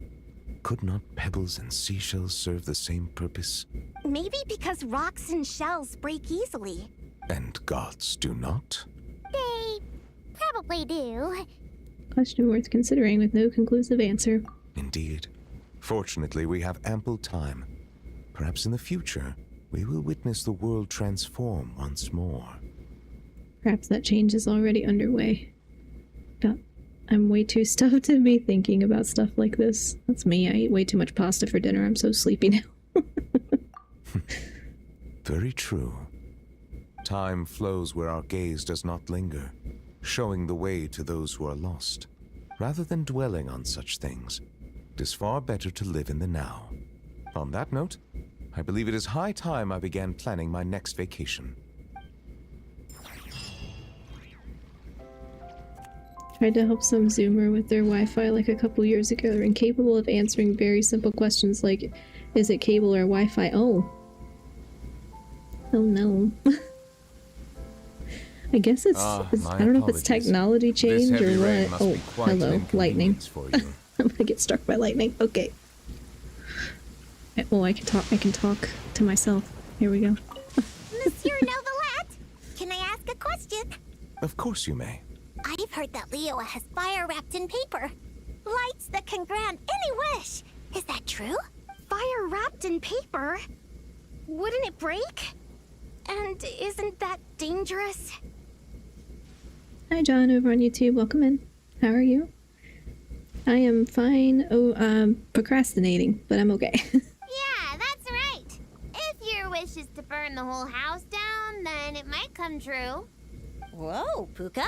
Where'd you learn to joke like that? I wasn't joking. Well, there is something like that. They're called Shao lanterns. They aren't dangerous if properly handled, but they do not actually have the power to grant wishes. I'm sorry. You don't need to apologize. Simply listening to me describe them would be quite dull. How about I bring some back for you once I visit Liyue? That'd be amazing! And it'd be even better if you can take some more pictures this time. Consider it done. Oh, I did not mean to do that. Whoops. Pressed a button. Okay. Let's not get struck by lightning. It is the UIs nowadays kind of don't like to show you what's actually going on. They just want to give you a few toggles you can flick around so they don't end up diving into PC and learning what the toggles do. That makes sense, yeah. Because I feel like older computers that I had, I understood better. Like older technology that I had, I understood better because I had to deal more with it, or like set it up for my parents, set it up for my grandparents, you know. Like I had to deal more with what was actually going on, and so I understood it. And then, I don't know, it got to the point where it's like now it doesn't really show all the specifics, and so I don't necessarily know what it's talking about. Like I know the difference between Wi-Fi and cable, but I wouldn't be able to answer some of the questions with more of the in-depth tech stuff now. When I was in high school, I worked at Best Buy, so I think that kept me in the loop a little bit better. But now I don't know as much as I did. I can still set them up most of the time, but but yeah, sometimes I get asked at work. Not so much in my current job because I mostly work from home, and the days I'm in office, I'm kind of off by myself. But there was one job that I had a couple years ago where I was in office all the time, and people kept coming into my office asking me if I was the IT person. And I'm like, no, I don't know why you think I'm the IT person. You've had an IT person. You've had multiple IT people for a long time, and I'm new. I'm here for communications. I'm not the tech person. But they would ask me to like come film something that they're doing for a presentation or whatever, and they wanted a recorded copy so they could keep it, and like they weren't even going to put it anywhere. They just wanted to keep a copy of it, and I would go do that, and then somehow people thought I was the tech person. I'm like, no, you just asked me to come here and set up a camera. That's all I did. I hate modern operating systems for that. LOL, really miss XP. XP was beautiful OS. Yeah, I don't have a good relationship with modern operating systems, but partially because of the experience I had yesterday. Or not yesterday, it was 2 days ago. 2 days ago? I don't know. Windows 11 did something weird. Not on my gaming computer, but on my other laptop that's older now, and I just use it for like, if I want to sit on the couch and be on my computer, I can't move this one because it's a desktop. So I sit on that laptop even though it's old.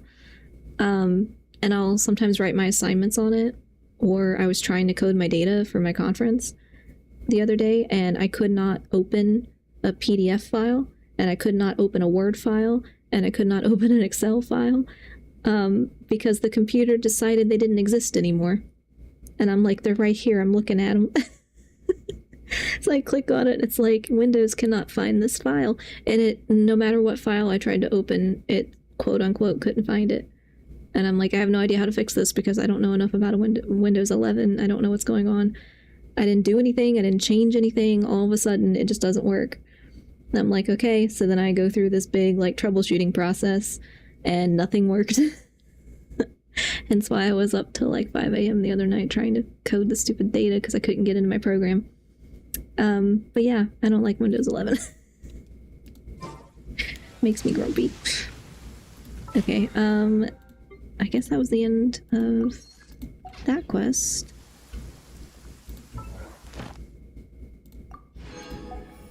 Let me do this before I forget. Nobody likes Windows 11. Yeah, I can understand. I understand why. I'm not a fan. Ad Astra. Thank you for Ad Astra. Okay. I wanted to do that before I forget. But I guess that was the end of that quest. I just wanted to get that one done. I guess it wasn't limited, but whatever. Now I should be able to go back to... Yeah, I'm still in Act 7. I didn't even make it to Act 8. I'm still in Act 7. Okay, well, we'll see how much of that I get done. I'm gonna go take the teleporter back, I guess, and see where it boots me to. And we will do some of the Archon. Oh, yes, return to special story mode. Okay, we will do some of the Archon quest before I have to force myself to go do my data. Let's see.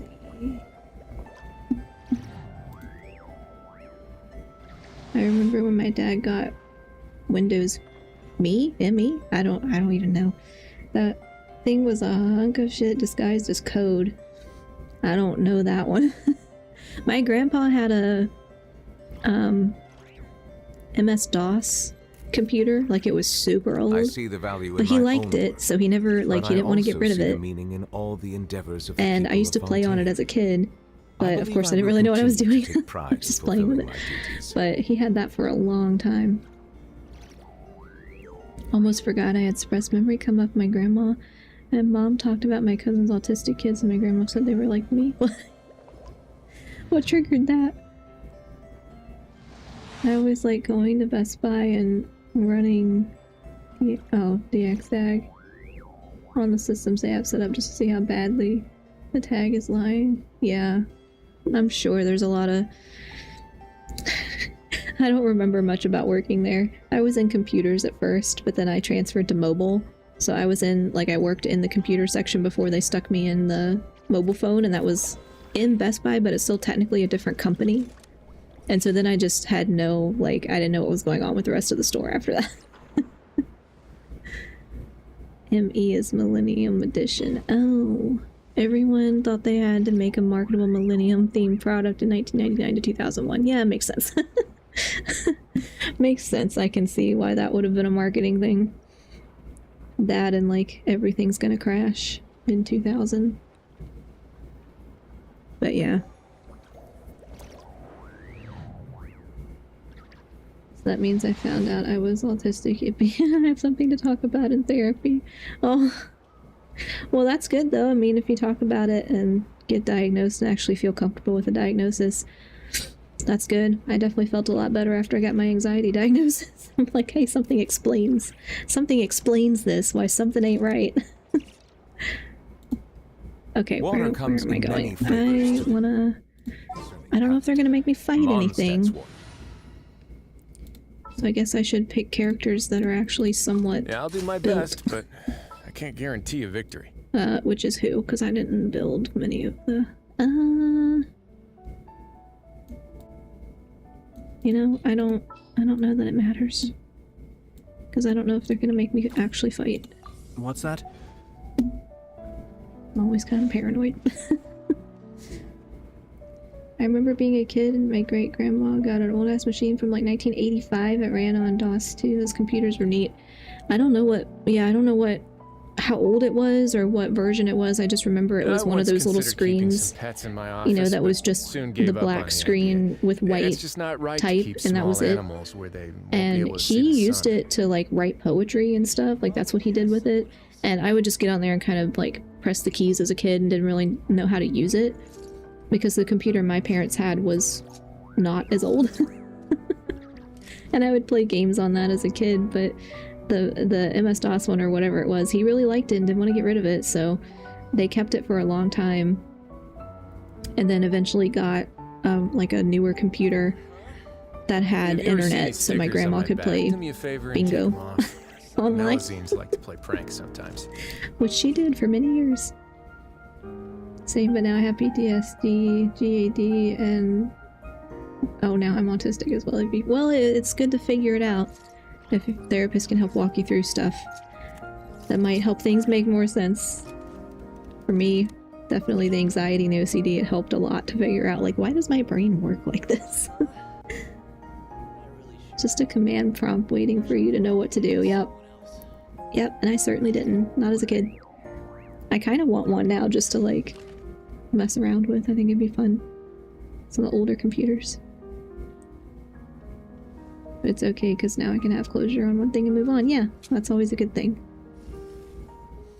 Okay, well, let's get through at least some of this Archon quest. Now that I know I can kind of dip whenever I want. And it won't matter too much.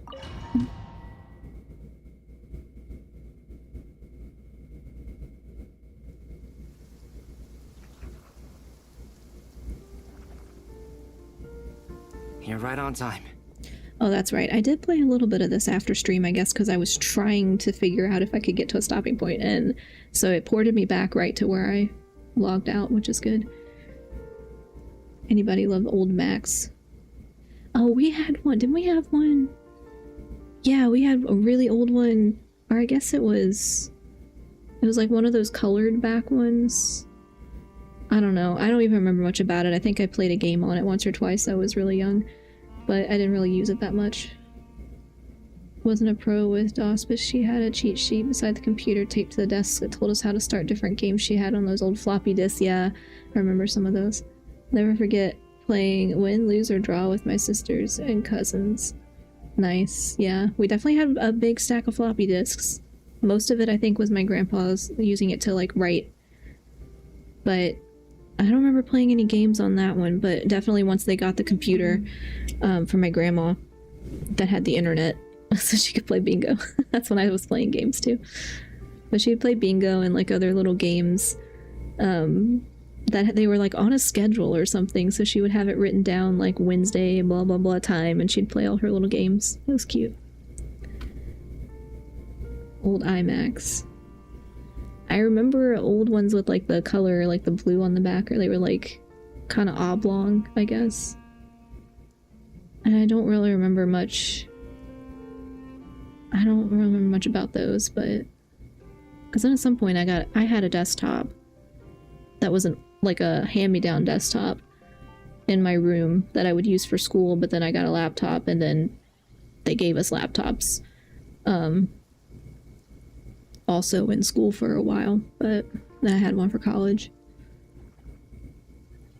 Yeah, and they were semi-transparent. That's what I'm talking about. Yeah, I remember something about that.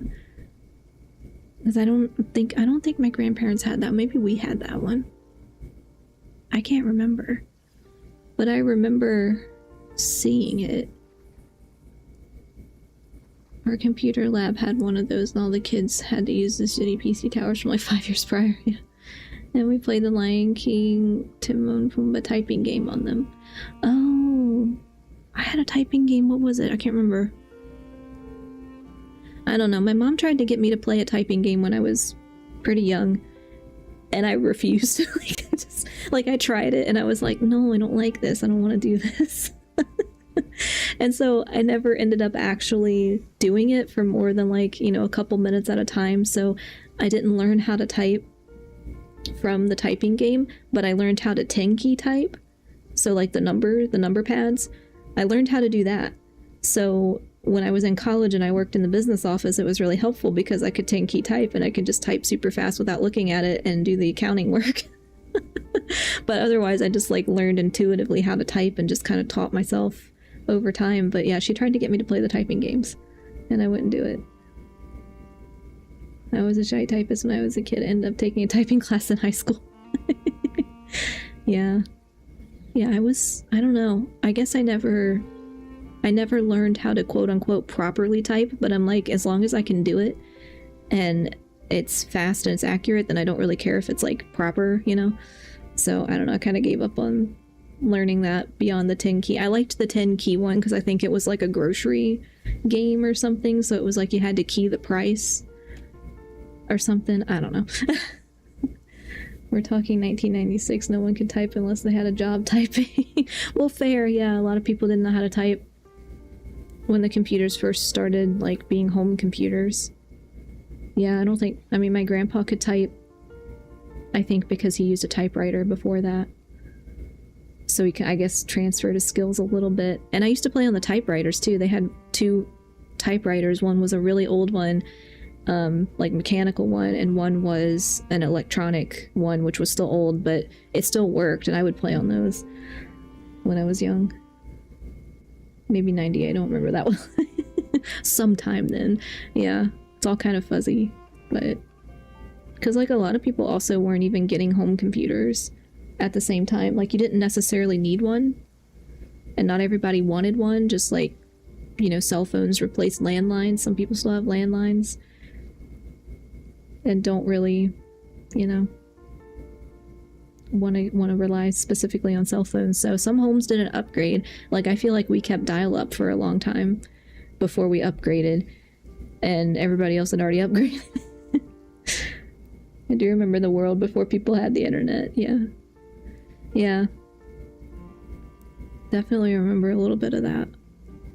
But I definitely played games on electronic stuff from a young age, so I was like kind of on the cusp of that, and then just waiting for like upgrades because I felt like we were always behind. But I don't know, my parents didn't really care too much about technology, so we always had just whatever we had until it was no longer viable, I guess. So at some point dial-up's like not viable anymore, because why would you choose that when you can have something else that's faster and that doesn't require you to sacrifice the phone? But yeah, Super Nintendo was guiding light. Yeah, I think the first system I had was a GameCube. I think I was too young to really, even the stuff I was playing on the computer, it's like I didn't really know what I was doing, you know. Like I just press buttons and see what happens, which is kind of what I do now too, so it's fine. Genius was the best. Yeah, my parents were not really like game or technology people, so I kind of ended up that way on my own. Thanks. Hey, do you think I'll get that gliding exam exemption? I made sure I was on my best behavior in Mondstadt. I landed well outside the city and walked in through the gates. I'll help you apply, don't worry. For now, let's see what we have here. What are the doctor's energy fields even made from? The usual attract and repel principles that govern Kuvaki don't seem to apply to them. They are very mysterious, but ultimately, they appear to be comprised of energies from the three realms. Dad got us N64 when they were pretty dang new. We sat around and played Super Mario 64. It was great fun pulling on his ears and shit. I didn't know you could do that. I guess I haven't looked too much at N64. Yeah, I guess the first one we had was a GameCube, and yeah, I don't think my parents had ever played anything before that. Yeah, not that I can remember. And my grandma only played the computer, like little computer games that were online. They weren't like, you know, actual PC games. She never did that. She only played like bingo. My first was, Atari. Yes, I know I'm old. I'll tell you, 3D games are very difficult when they first came out because you never played one. Yeah, it's like this is completely different like style of game. First game I ever played was the original Super Mario's, bro. I was like 3. We sold that NES to afford an SNES. Yeah. I think I first played the little computer games that were for kids, and they weren't online, like they were just computer games. I don't remember what they were, but I just remember being very young doing that. And then I think I played a Game Boy at school. Like somebody had a Game Boy, a handheld, like original Game Boy that I think was probably her brother's. And I remember playing that. Excuse me, I almost choked. I remember playing that at school, and then I think I bugged my mom to get me games after that. Still have the cart somewhere, you know. Chips Challenge. Played the Game Boy games on PC using emulator. I remember doing that at some point, yeah.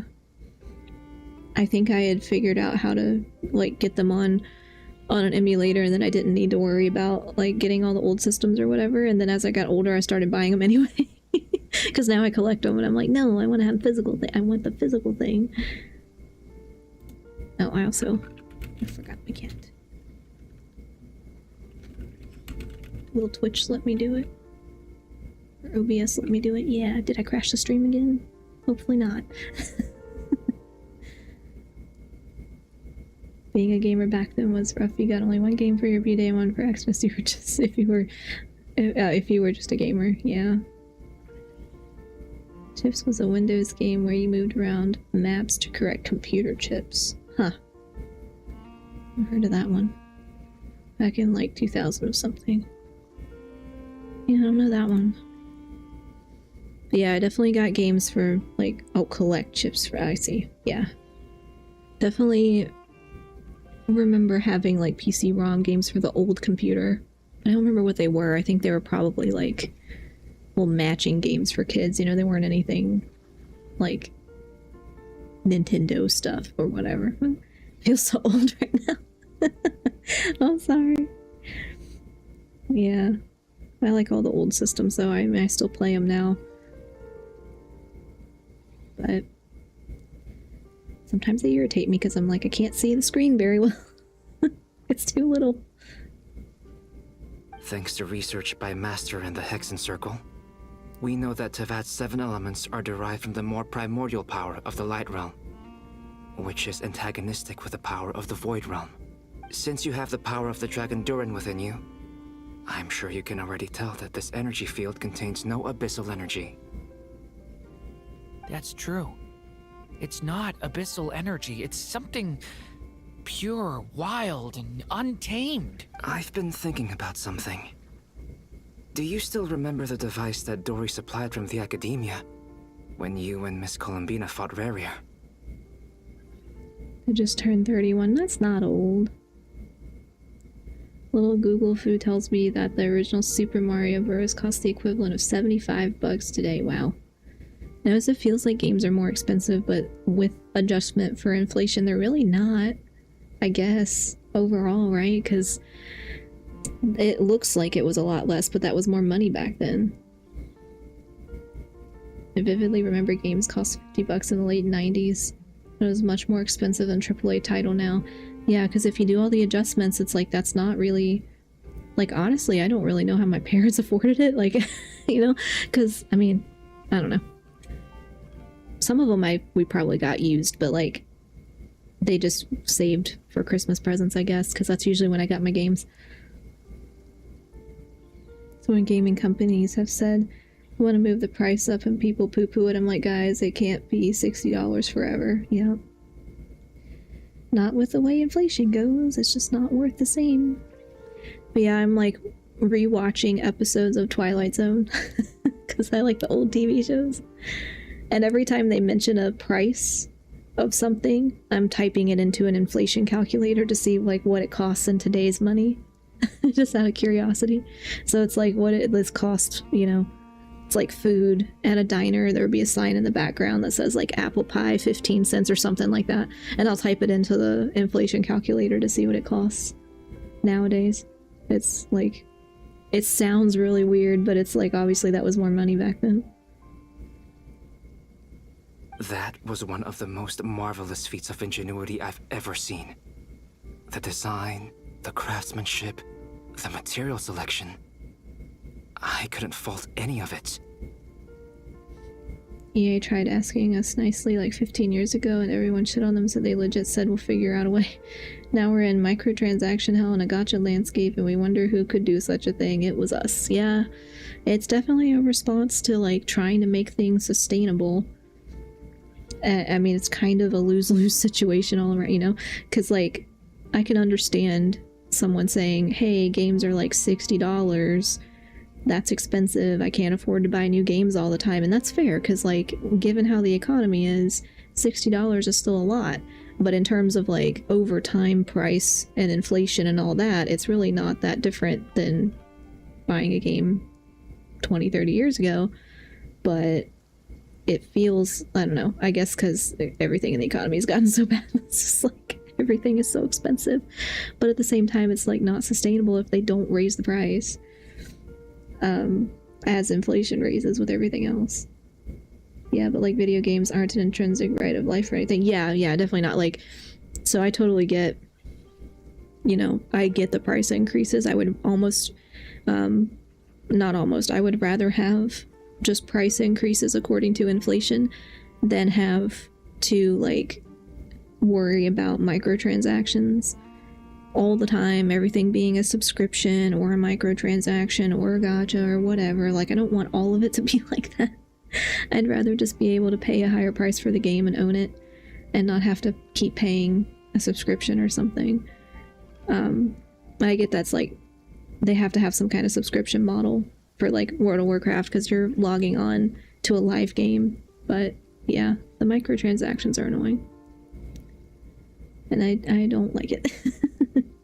I think we're getting stuck in another ad break soon. So when that happens, I will take another water break. But yeah. I would also rather own a physical copy than a digital copy. Because I feel like I don't own it if I don't have a physical copy. Because they can just take it away whenever, but I guess they could stop support for physical discs too. But yeah, I don't know. I don't have a good answer for it. I just know it's not good the way it is right now.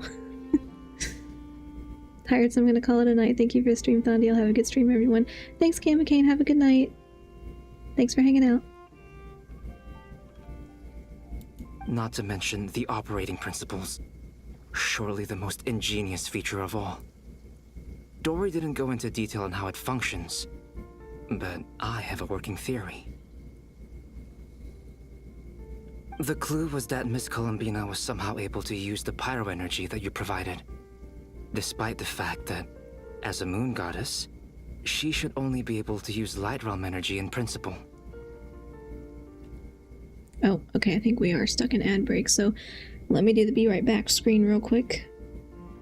I can go stretch and go get some more water, and I will be back.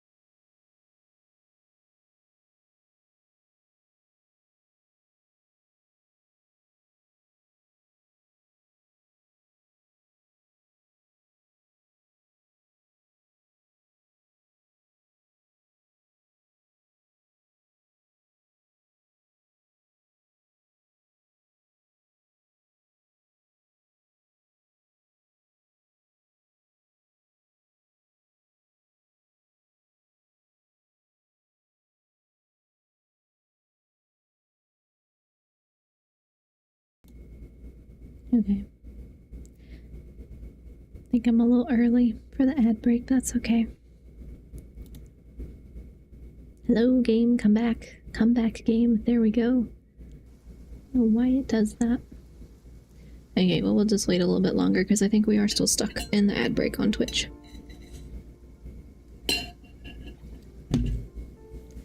I have no idea how much longer this quest is, but I think it goes straight into part 8. So, I know I'm not going to get all the way through all of that, but we'll try to get at least some of it. Some of it done. I kind of already forgot what was happening though, like hopefully it'll come back to me. But I forgot a lot of the first part of this. I think I just disassociate, honestly. On stream, uh-oh. The model has decided to stop working. Let's recalibrate.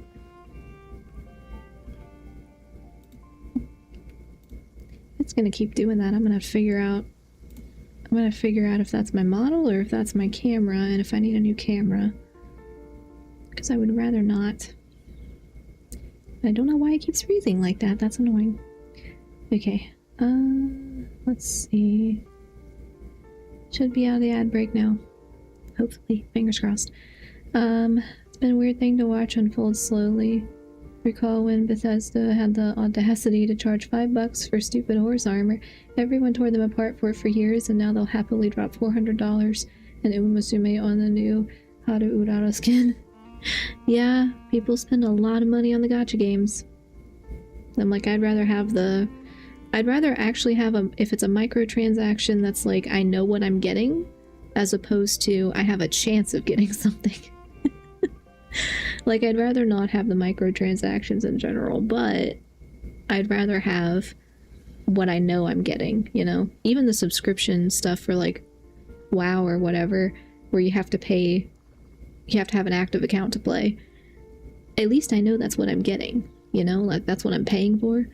I'm paying for access to the game, and I'm not paying for a chance to get something that I may or may not actually want. So, yeah, I think that's a little crazy.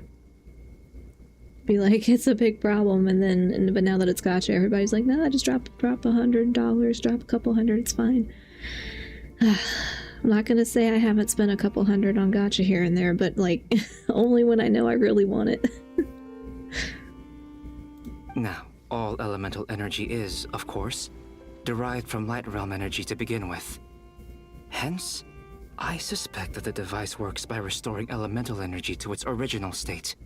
This presumes a theoretical model of the 7 elements akin to that of light refracted through a prism. Perhaps it is no mere analogy. Maybe there is indeed a prism in this model. I almost wonder if the idea for the device was conceived based on direct observations of said prism. It would explain how such an ironclad design concept was achieved. It is at once a masterwork of engineering and a groundbreaking application of the Academia's latest elemental theories. Pretty much my philosophy as well. A game that has a ton of DLC after being live for 10 years. 10 years is rough, but it's hopefully an extremely complete game with a whole lot to offer. Yeah, there's like a good history, or you know there's a lot of content, and it's probably not gonna go away like anytime soon. I feel a lot safer with that than I do like, let me just drop, you know, hundreds on a cosmetic, which if you have the money to do that, fine, go ahead, but it's not where I want to spend my money. I suspect only Lesser Lord Kusanali herself could have devised such an ambitious technology. But back to the energy field before us. If this is pure light realm energy, its relation to elemental energy is one of integration versus division. Or you could say that the former contains the latter. Could this mean that elemental energy can dilute the power of the light realm? Should we give it a try? We should.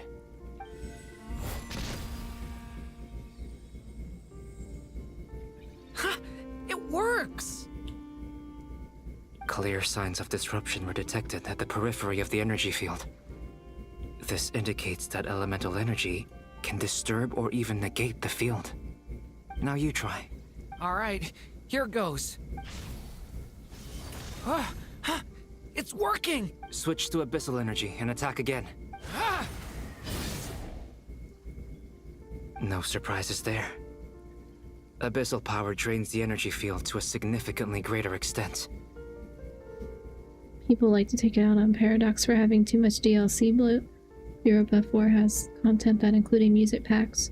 Stuff like that brings the grand total to a cool $400. Wow. It's a big ask, but gacha players will legit empty their bank account just out of FOMO for wanting to keep up. Yeah. Yeah, I'd much rather spend it on something I know I'm actually getting as opposed to like, oh no, I failed my gacha pool and now I gotta put more money into it.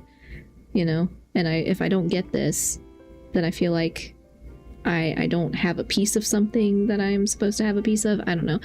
So I try not to do that anymore, and I just like watch the missing content that I've got, like for games that I spend on or whatever. I'll just watch the missing content on YouTube or something, because I'm like, no, I'm gonna save my end-game resources and then I don't have to pay for the next one. I also use my credit card points though, so then I don't feel so bad spending money. I have like 7,000 hours in EU4. I think I got my money's worth. Yeah, definitely.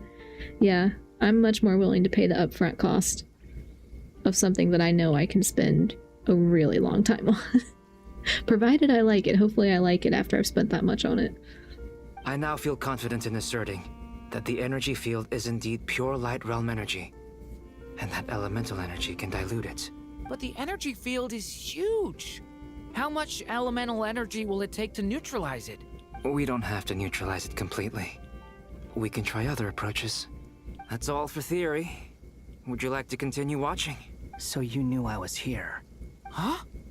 When did you get here? A while ago. But Albedo sounded like he was working on his thesis defense back there. Back in Sumeru.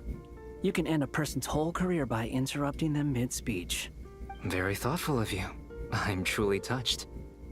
Could I ask you to lend me a hand? With what? A little test. Try using Anima to unleash a concentrated assault with circular blades, with the goal of breaking through at a singular point. Nice! This time it tore through the field. Tremendous. This is a major breakthrough. Should we go through? We probably shouldn't risk having mutually antagonistic energies in such close proximity. Durin, you stay here and watch the entrance.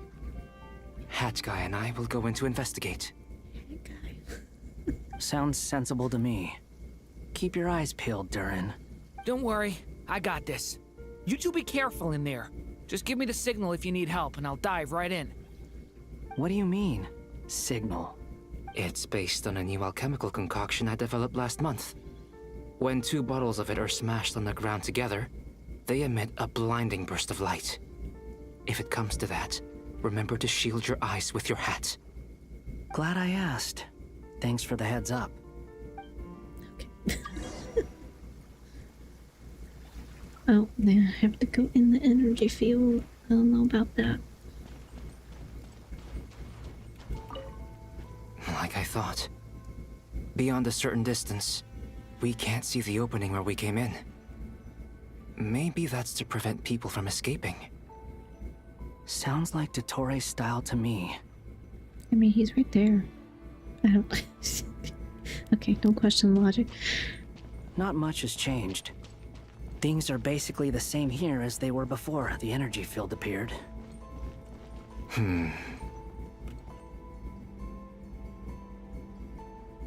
They have no heartbeat and they're not breathing. We can only assume they're dead. But there are no visible wounds. Also, there's an animal squatting next to each body. It's watching us. That's not an animal's gaze. Oh, but it's cute. Take this with a grain of salt. I need to watch someone who knows better break down the peepers. But I guess a Spanish scientist and his team have cured a really aggressive pancreatic cancer in mice. Oh! Like just recently. Well, that would be great if they could, you know, transfer that on over to humans and get some better medicine. I keep hoping for that, but given the state of scientific research in the US, I'm real worried. A little worried, so relying on the rest of the world to hopefully figure it out. What are you trying to tell us? Doesn't seem eager to talk. I guess maybe it's just an animal after all. Let's keep looking around. All the articles are from a day ago or less. Oh, nice. Hopefully that's good, good progress. Like, I know it's in mice and that doesn't always translate to human models, but it's like, you know, better than nothing. It's a start. US is a dying Rome. Yeah. Yeah. And I'm like, I worked in science communication for a little bit, and I'm like, oh, this is not, this is not good. Now I do a broader range of stuff, but sometimes the science comm stuff comes up, and I'm like, guys, I don't know. I can't help you with this. I can't make it any better.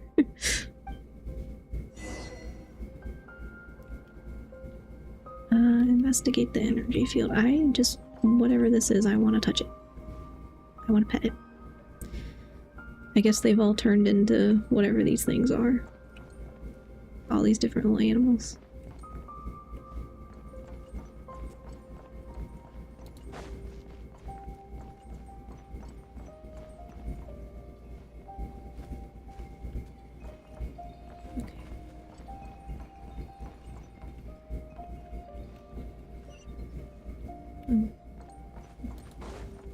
Wrong way.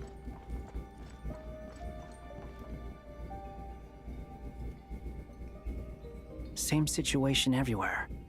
Not a living soul in sight. Just countless bodies with animals standing watch over them. Well, I think we can safely rule out the possibility that they're all pets. Is skirting around the topic your way of showing consideration for other people's feelings? Just being cautious. I don't doubt that you can handle the truth.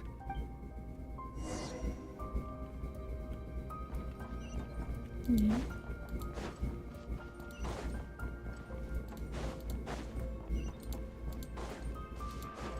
Careful. Oof. That one's coming after me. Please. Help us. Please. Over there. I hear a voice.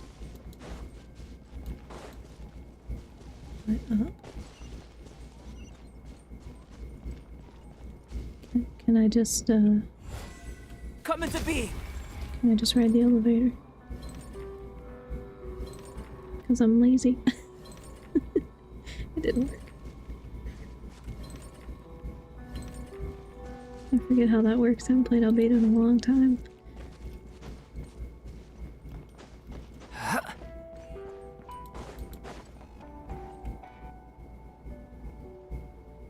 Please. Help us. Please. Okay, the blurry is making my eyeballs hurt. What happened here? I don't know. Suddenly, everyone collapsed. Then my line of sight got lower. I still have some of my senses left. I gotta get out of here.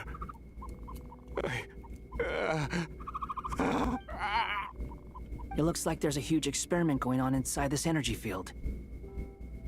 Maybe each energy field is its own giant experiment. Vile. He's swapping human minds with those of animals. Even without the other circumstances, this would be an extremely radical experiment. Those people may have lost their sense of selves, but they are not fully animals either. If they were, they would have left. But instead, their instincts are driving them to remain by their dead bodies. We should go. No sense in sticking around here longer than we need to. Agreed. Well, that's not good. Okay, well, are you actually gonna let me leave? Or am I gonna get stuck here?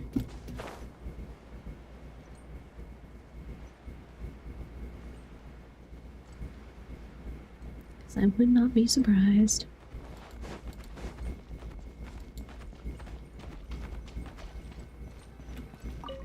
Nope. Guess it's letting me leave. Ah, you're back! Everything okay? We saw some things that take a strong stomach. Otherwise, we're fine. We should share our findings with the others.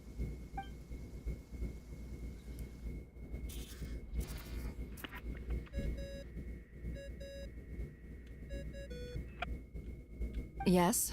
Who is it? Miss Nefer, it's me, Albedo. We found a way to break through the energy fields. With enough control, it's possible to tear them open using elemental energy. Also, we managed to take a look inside. Dottore is carrying out his cruel experiments on an immense scale. Any residents who have failed to evacuate in time will likely meet a grisly end. Sounds like he's living down to our expectations. Might I ask how things are proceeding on your end? I'm just about to get started. I'll be in touch once I have a result. Understood. Stay safe. I will.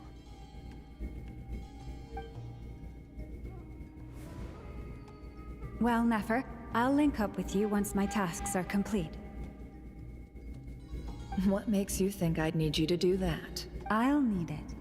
And considering the way you approach certain matters, I think you'll be better off with me present.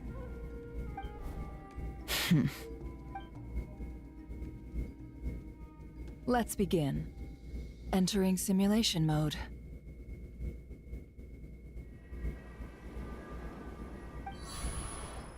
A vast wasteland. Is this the Traveler's inner world? I don't know, is it? I was expecting something more vibrant, to be honest. Wait, someone's there. What are you looking at? In that case, I'll look at it with you. I want to know all about everything you've seen and experienced. Is there somewhere I should return to? Or should I stay here and be the hero everyone says I am? I don't dislike my current life. Roaming the land, fighting battles, accomplishing missions, earning a living, looking after Paimon. It's not so bad. I guess the only thing that's missing is that you're not here with me. This is the conscious layer, which contains a person's true feelings. It is filled with both longing and kindness. I suppose anyone who lives long enough ends up wishing for someone who can't be there. Maybe it's the only way we can feel truly alive. Time to delve a little deeper.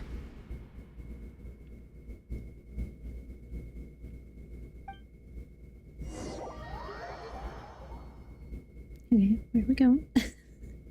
Nasha Town is hardly the optimal choice for a place to live, but it has character and a reasonable population density. What are you trying to say? Oh, don't be nervous. I was just thinking where might make a good starting point for your journey. Perhaps I should send you further afield. Conria, perhaps. Conria ceased to exist long ago. Once again, you fail to understand the possibilities that the Tri-Lune creates. Anything that has existed in the past, I can now recreate. You simply do not wish to see that happen. That might be because you miss your sibling and fear getting answers that you are not ready to learn. But this is not for me to judge. If we are to collaborate, we need to maintain an amicable relationship. In a moment, you will be able to...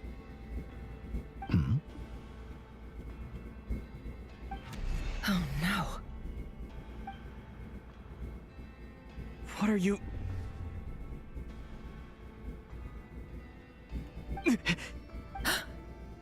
What are you gonna do? Don't move.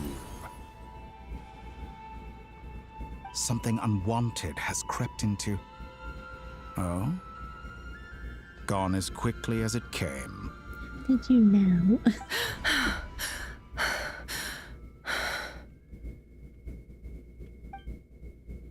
Did you save me? If I hadn't cut the connection, Dottore might have caught you from the other side and destroyed you. This was a good idea, but once is plenty. You were exceptionally brave. Excellent work. Thanks, but now's not the time for that.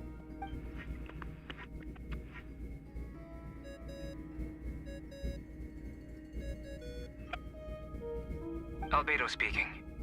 I think I know where he is. What is this endless darkness?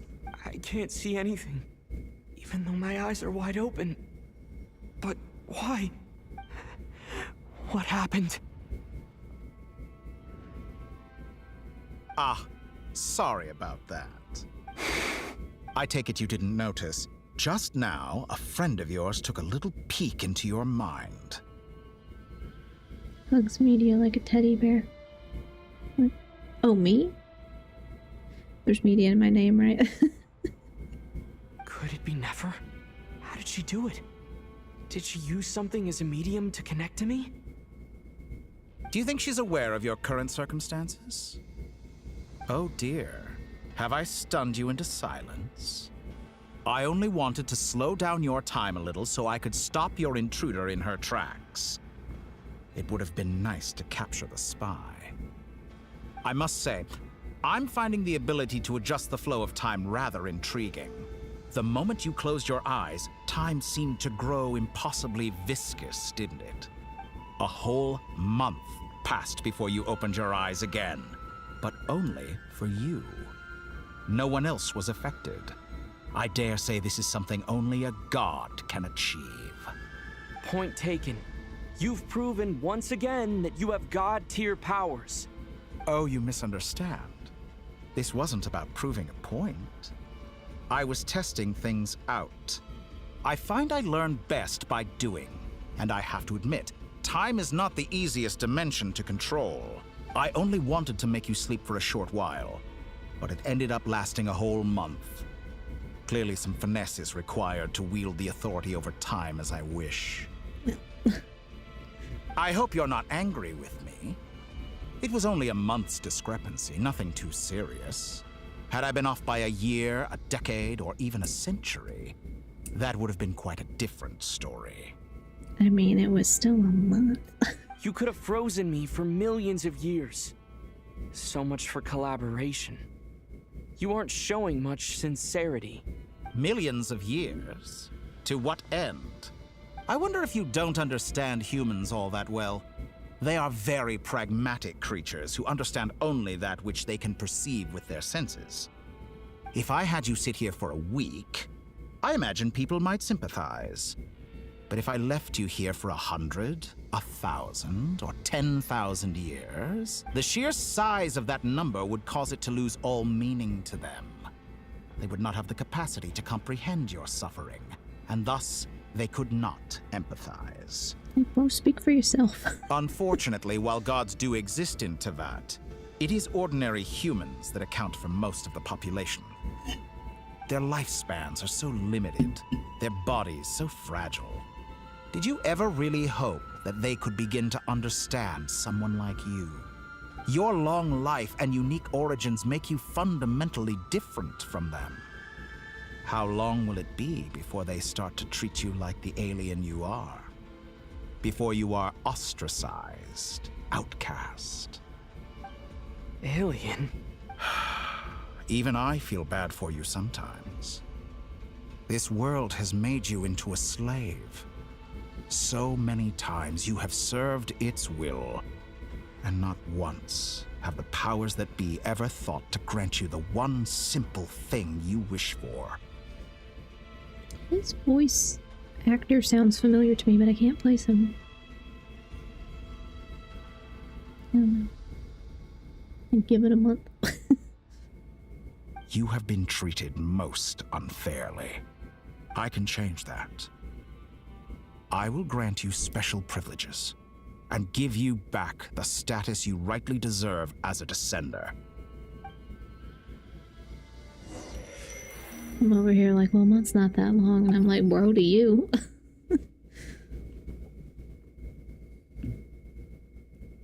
I've entered the past 3 times at this point, but I still have so many questions. For instance, beyond each point being further back in time than the last, what determines the specific locations at which I can make entry? So far, the common thread linking all 3 scenarios is that the Traveler has been present, but it's more than that. I know I sensed something familiar around him.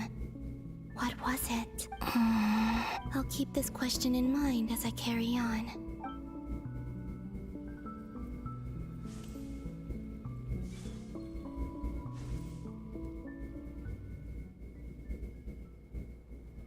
Humans, you never change. Always trying to use powers you neither comprehend nor control.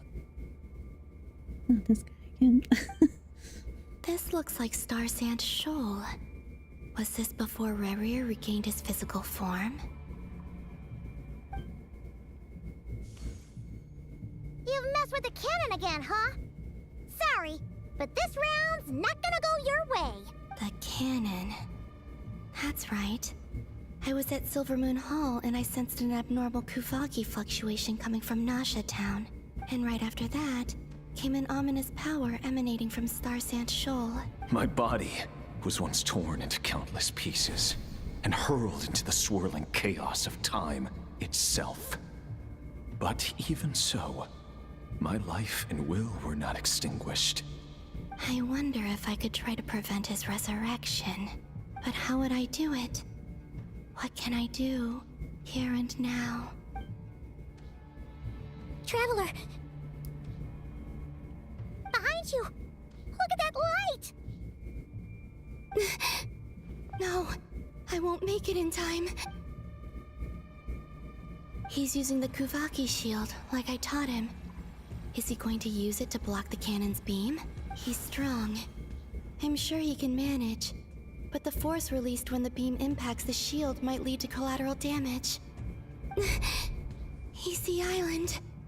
The Frost Moon Scions will be exposed to lethal levels of Kuvaki. A question, if I may. Kind Miss Columbina. When the cannon's Kuvaki beam was deflected earlier, I saw several bolts of energy streak toward Hisi Island, only to be blocked. Did you also have a hand in that? LOL, Nausea Town sounds like an ass place to visit. Oh, Nausea Town, yeah. It doesn't look like a very nice place anyway, but... Maybe that really was me after all. Well, future me. But I don't know if I have enough power left. Sigi sato pasa sax, niti ipotuvtos. There's no time. Osestikos paratin tiram to risuiku, to pirto aithion feraton. I have to make it. Oh, Frost Moon. Oh, great land. Oh, slumbering moonlight of Nodcry. If you can hear me, if you can sense my call, then please, heed me once more! Am I supposed to keep pressing it? Or am I supposed to hold it?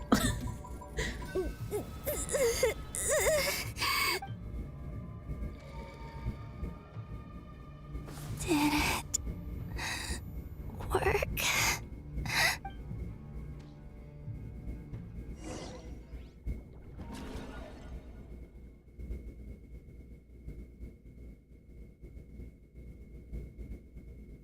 Hey, wake up. Hey, did you hear me? Columbina! I said wake up! Now! Oh, good morning, Sandrone.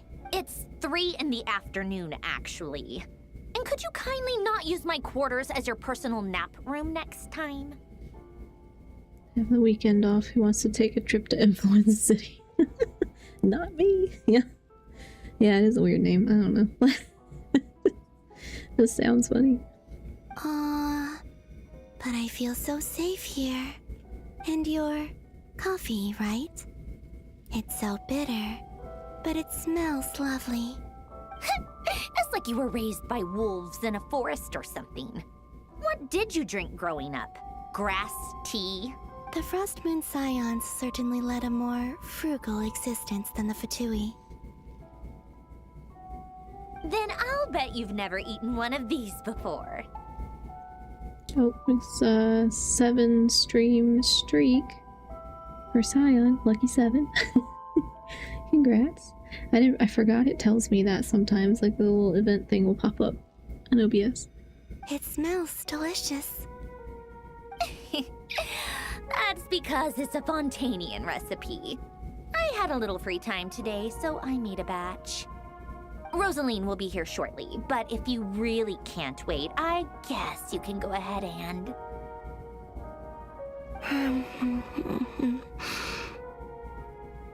Hey, at least let me finish before you start eating! Did the Frostmoon Scions not teach you basic table manners?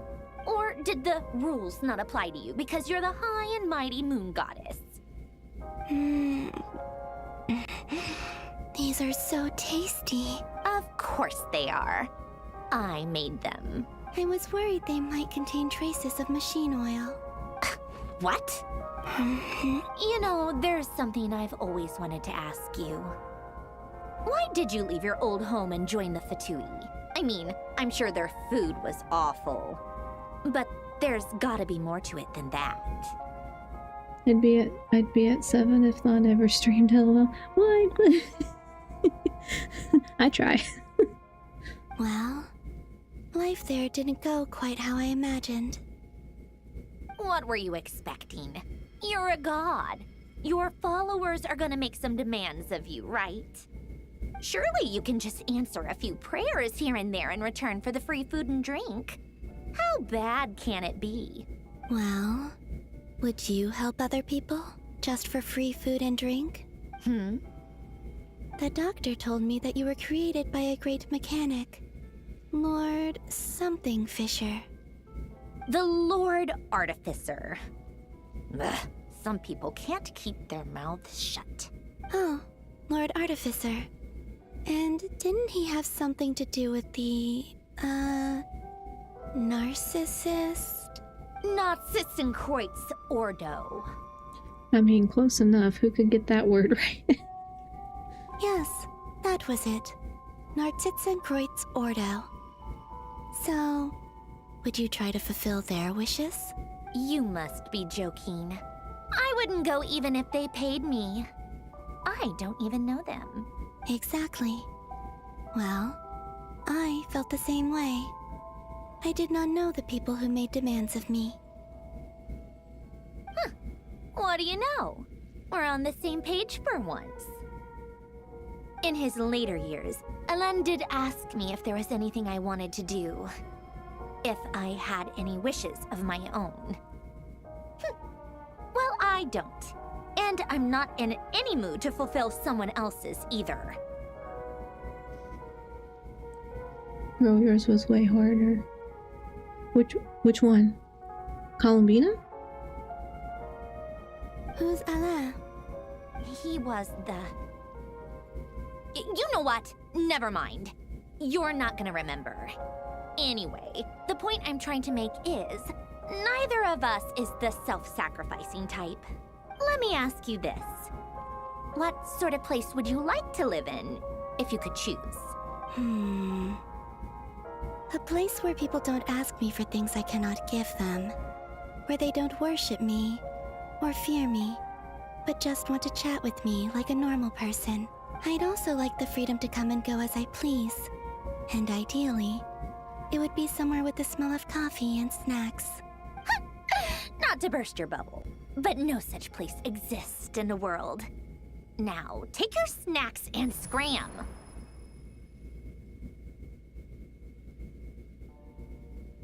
The one had to remember Artificer and the other one was Narcissenkreuz, or whatever German nonsense, yeah.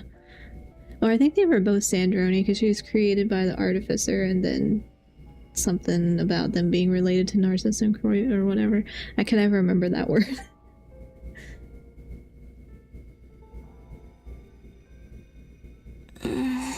I'm like, I don't know if it's like pass out, drawn from any real German root words or anything, or if they just make stuff up that sounds German to an English speaker. Of course. I'm back here again. I dreamed of events from my past. Sandrone. Traveler. I miss you all so much. Back there. I guess I managed to harness all the Kuvaki energy on Hisi Island. But how did I do it? Time is flowing backwards here, and I can use that familiar power to enter the world of the past. That mystery ally everyone talked about. It was me all along. I can sense that there isn't much more power remaining up ahead. What lies at the end of all of this? Will time keep flowing into the past? And will I ever find my way back?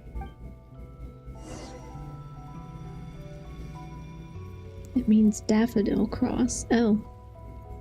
So they actually used real words. I just assumed they would make up words.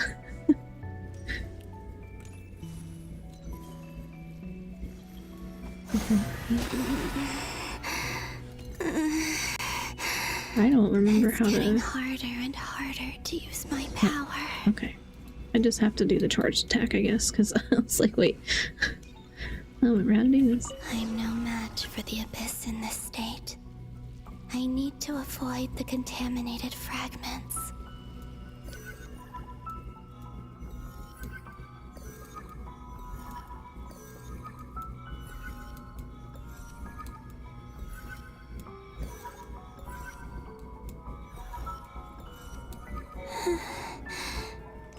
Time to go.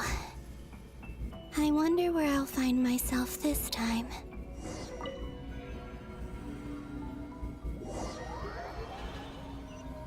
Most German words that sound long are just portmanteaus. Yeah. The Final Night Cemetery. This is where Flint's is based. I don't remember much from German class, but I remember it not being that difficult because, like, I was expecting a whole bunch of really difficult long words and it really wasn't. Or not! How are we supposed to read through this many files? Difficult, yes. But it is also our most efficient option. Seems like they're searching for information. Oh, I remember. Flint's and Varga talked about some files on the Wild Hunt. Was this my doing too? To expose the true intentions of this Rarir, we need to dive into Nodcry's history. Are my actions changing the past? Or are they simply completing a process? Is all of this inevitable? Or am I the one making these decisions? If I choose not to help them now, will it change how things turn out? Hope we don't land on our heads then. They're my friends. I can't not help them.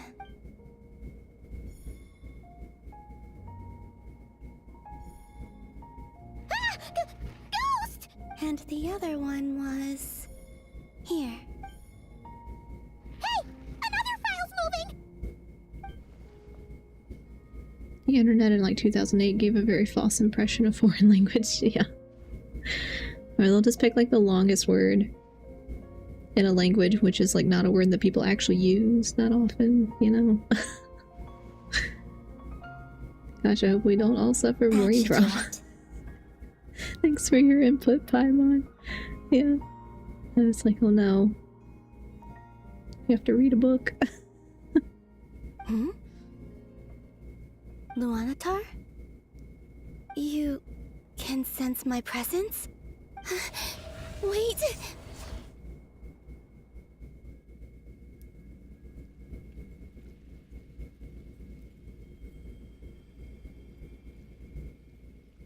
Luanatar. So she's that familiar presence I've been sensing all along. She's always been by the Traveler's side. That explains why the Traveler has been there each time I've entered the past. But why Luanatar? Is it because she has a connection to me as the Moon Goddess's familiar?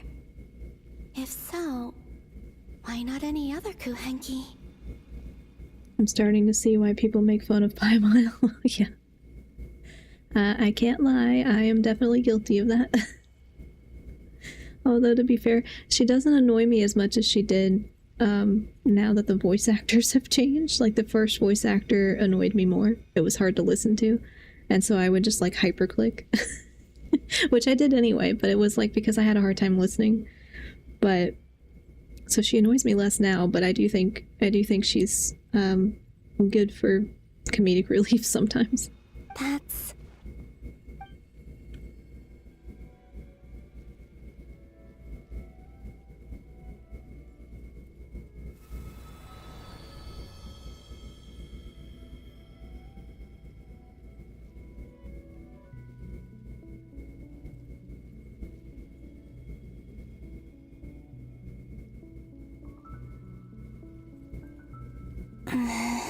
I cannot sense any power up ahead. Just a void, stretching out into infinity. This is likely my final chance to enter the past. It's now or never. I have to find a way back.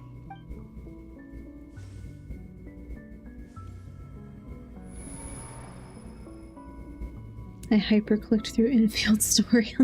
Oh no. Easy Island? How far back in time is this? Because that game also has a character that interjects constantly with "this is how you should feel" player, and it sucks. Yeah.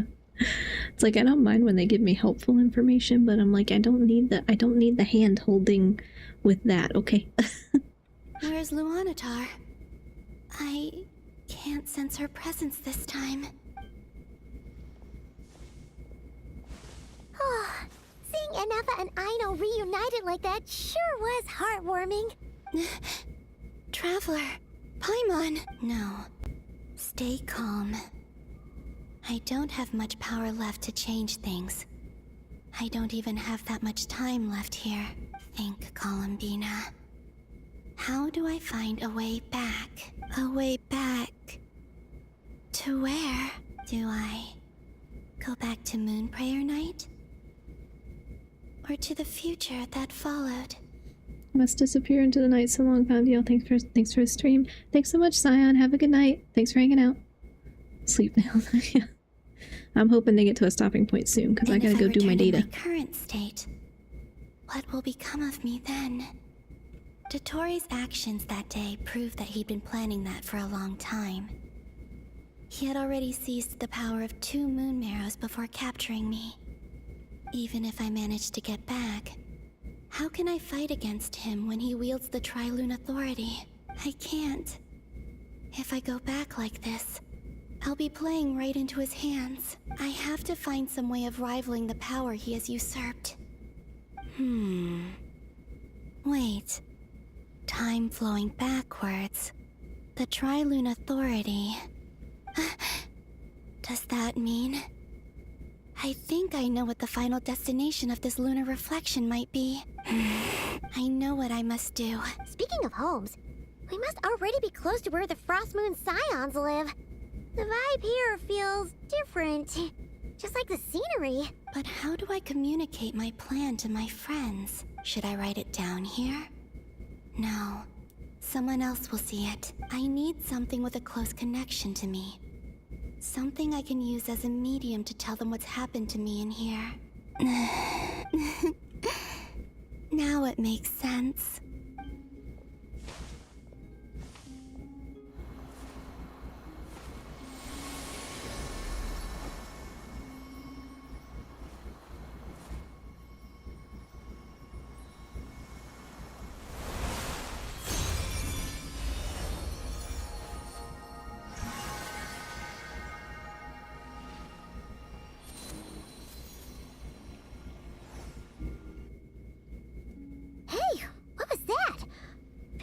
Some sort of breeze blew by, and then the petals suddenly turned into... Huh? It was I who brought Luanatar into being. I gave up a piece of my own soul to create her. That's why I could sense a familiar power from the moment I entered this space. It also explains why she's been present in every past location that I've entered. Because we have a deep connection. Hey there! What's your name? And the reason why there are no more gates to the past after this point is that Luanatar hadn't been born then. No wonder I sensed the trace of a blessing when we first met. But I still didn't recognize the soul hidden within you. I once jokingly told someone to go to bed and they thought that meant I thought they were gonna leave their boyfriend for me. They were insane. Yeah, sounds insane. Jeez. It's like... telling someone to go to bed is totally different. I do that all the time. Back then, I was just a little lost dove. I had yet to become Columbina Hyposelenia. Go on. Go on now. We've got stuff to do. Best you find someone else to hang out with. Hey, you scared it off. I'll be counting on you. Remember to stay by the traveler's side, guide him, and help him in my stead. Oh, and bring him to the garden where the moon prayer blossoms grow. There's a little lost dove there who will need his help. Go too. Go and live your story. As for mine must go in a different direction.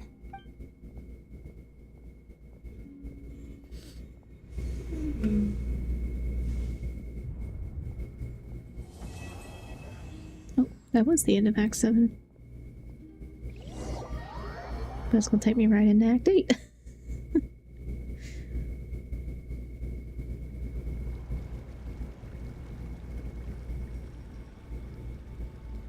How would you like to experience the thrill of never being held accountable for your actions?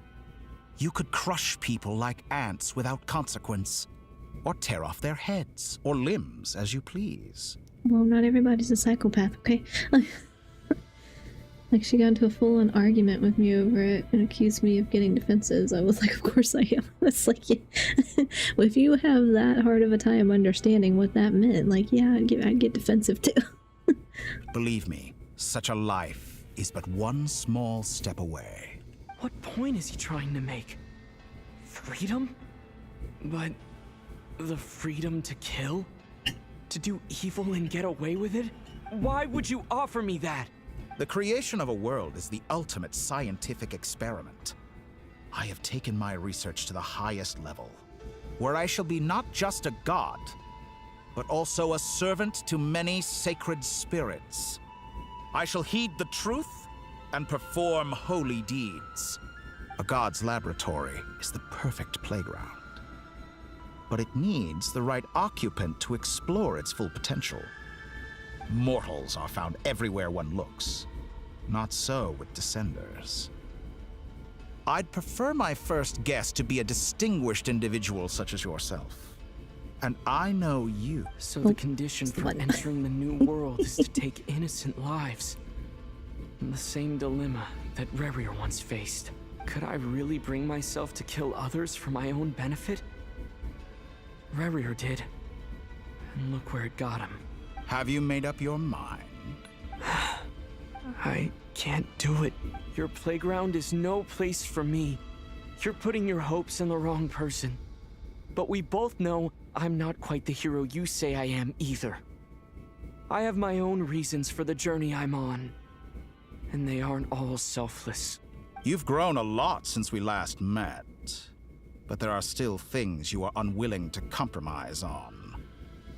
This will only hinder you. Why don't I lower my requirements a little as a gesture of goodwill? I'll give you a little time to learn to be a less noble soul. That'll make things much easier for you. I really doubt I could live that sort of life. And yet you already sound less defiant than a moment ago. The benefits appeal to you because you can read the signs of the times. Why don't we return to my research facility? Your last visit was so rushed. There is much that I have yet to show you.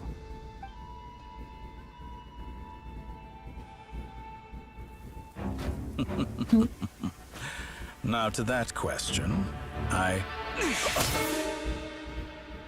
Heroes don't attack from behind. Guess I'm no hero. This is most disappointing.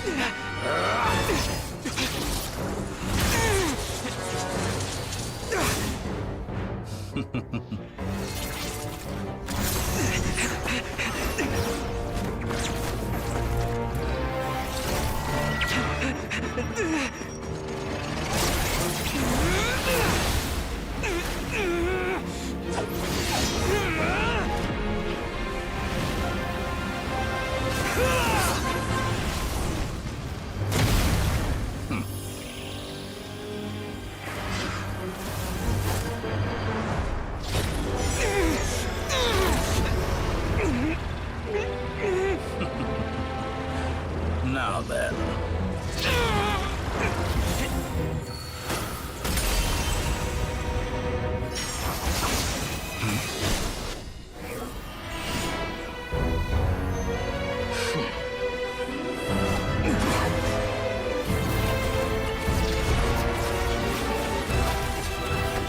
A new face. Interesting.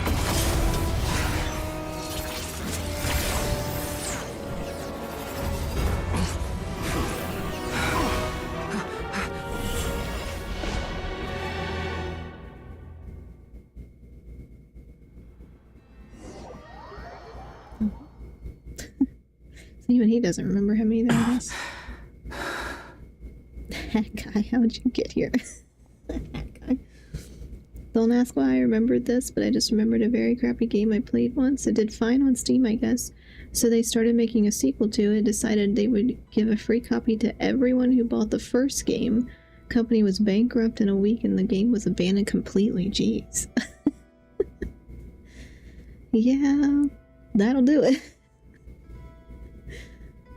Like, I understand wanting to, I don't know, I guess reward a player base or whatever, but that's not feasible.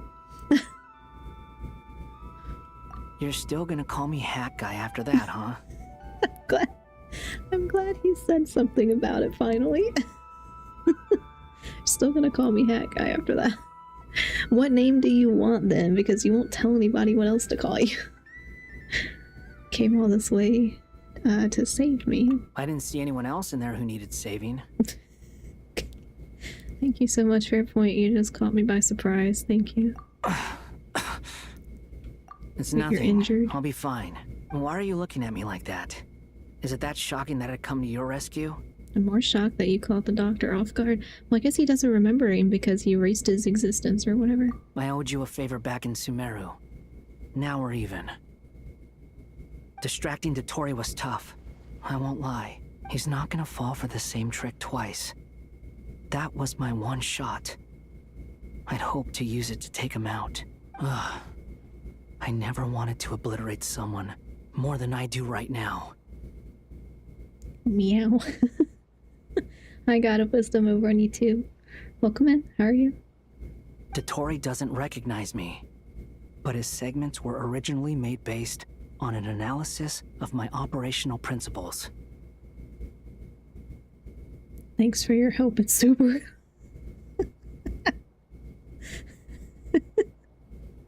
I say we just rename all the regions. I expect it's only a matter of time before he figures out what I am. So Dotori doesn't recognize Wanderer because he deleted himself from Irminsul. Did he really miss his only chance for revenge by saving me? Why the long face? Hey, I'm not blaming you, okay? And I'm not complaining either. Rescuing you and killing Dotori are equally important goals. I promise they didn't put any thought behind the names in this game. I'm not sure they did in English. I think maybe in the original. I don't know if they how much they translated versus localized or whatever, but I would assume that there might be more meaning in some of the original names.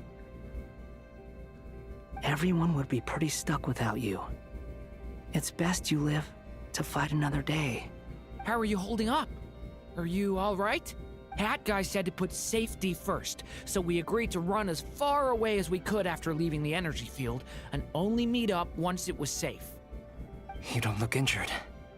It seems that Dotori didn't do anything to you. All right. Rescue operation complete. Let's head back. There's a lot more work to be done before this is over.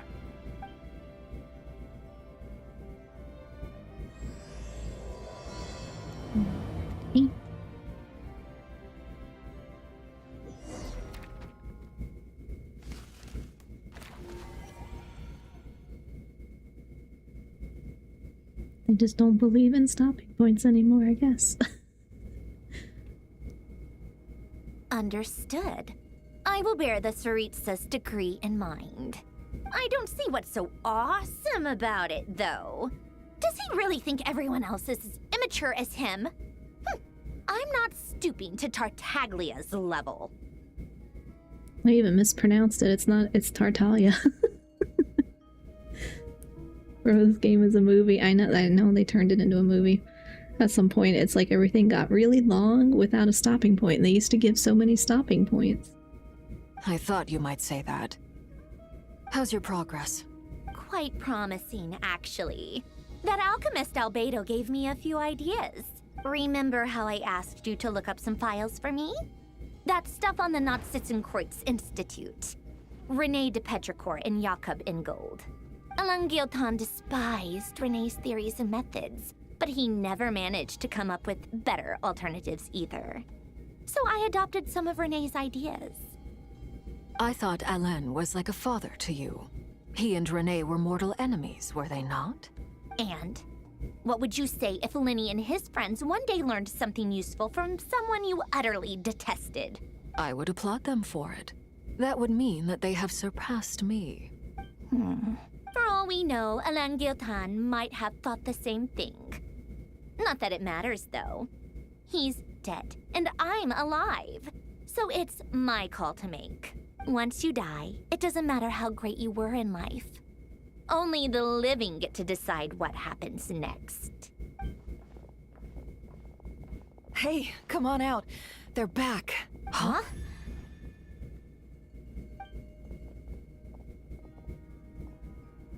You're back? And your head's still screwed on? And you still have all your limbs? What does it look like? Way to keep your composure, madam. Excuse you. I am perfectly composed. Glad you're okay. Alan Guillotine. I was like, Guiton. I don't know. It's like some kind of French pronunciation. I don't do French. I don't know. Well, I'm getting notification that there should be an ad break soon on Twitch, and so rather than get caught in that, I'm gonna go ahead and end it, and I'll have to replay a tiny bit of this probably, but not much. So I'm gonna go ahead and go because I really got to go work on my data. But hopefully I'll see you this weekend. Thanks so much for hanging out. Kind of rushing so I can get there before the ad break cuts us off. But yeah, thanks so much for hanging out. Appreciate it, and I will hopefully be back this weekend while I'm still in the midst of working on my conference paper. Thanks for streaming. Yeah, thanks so much for hanging out. Thank you. The name of the guy associated with the guillotine. Oh, yeah. Makes sense. Okay, thanks so much, everyone. I will see you later.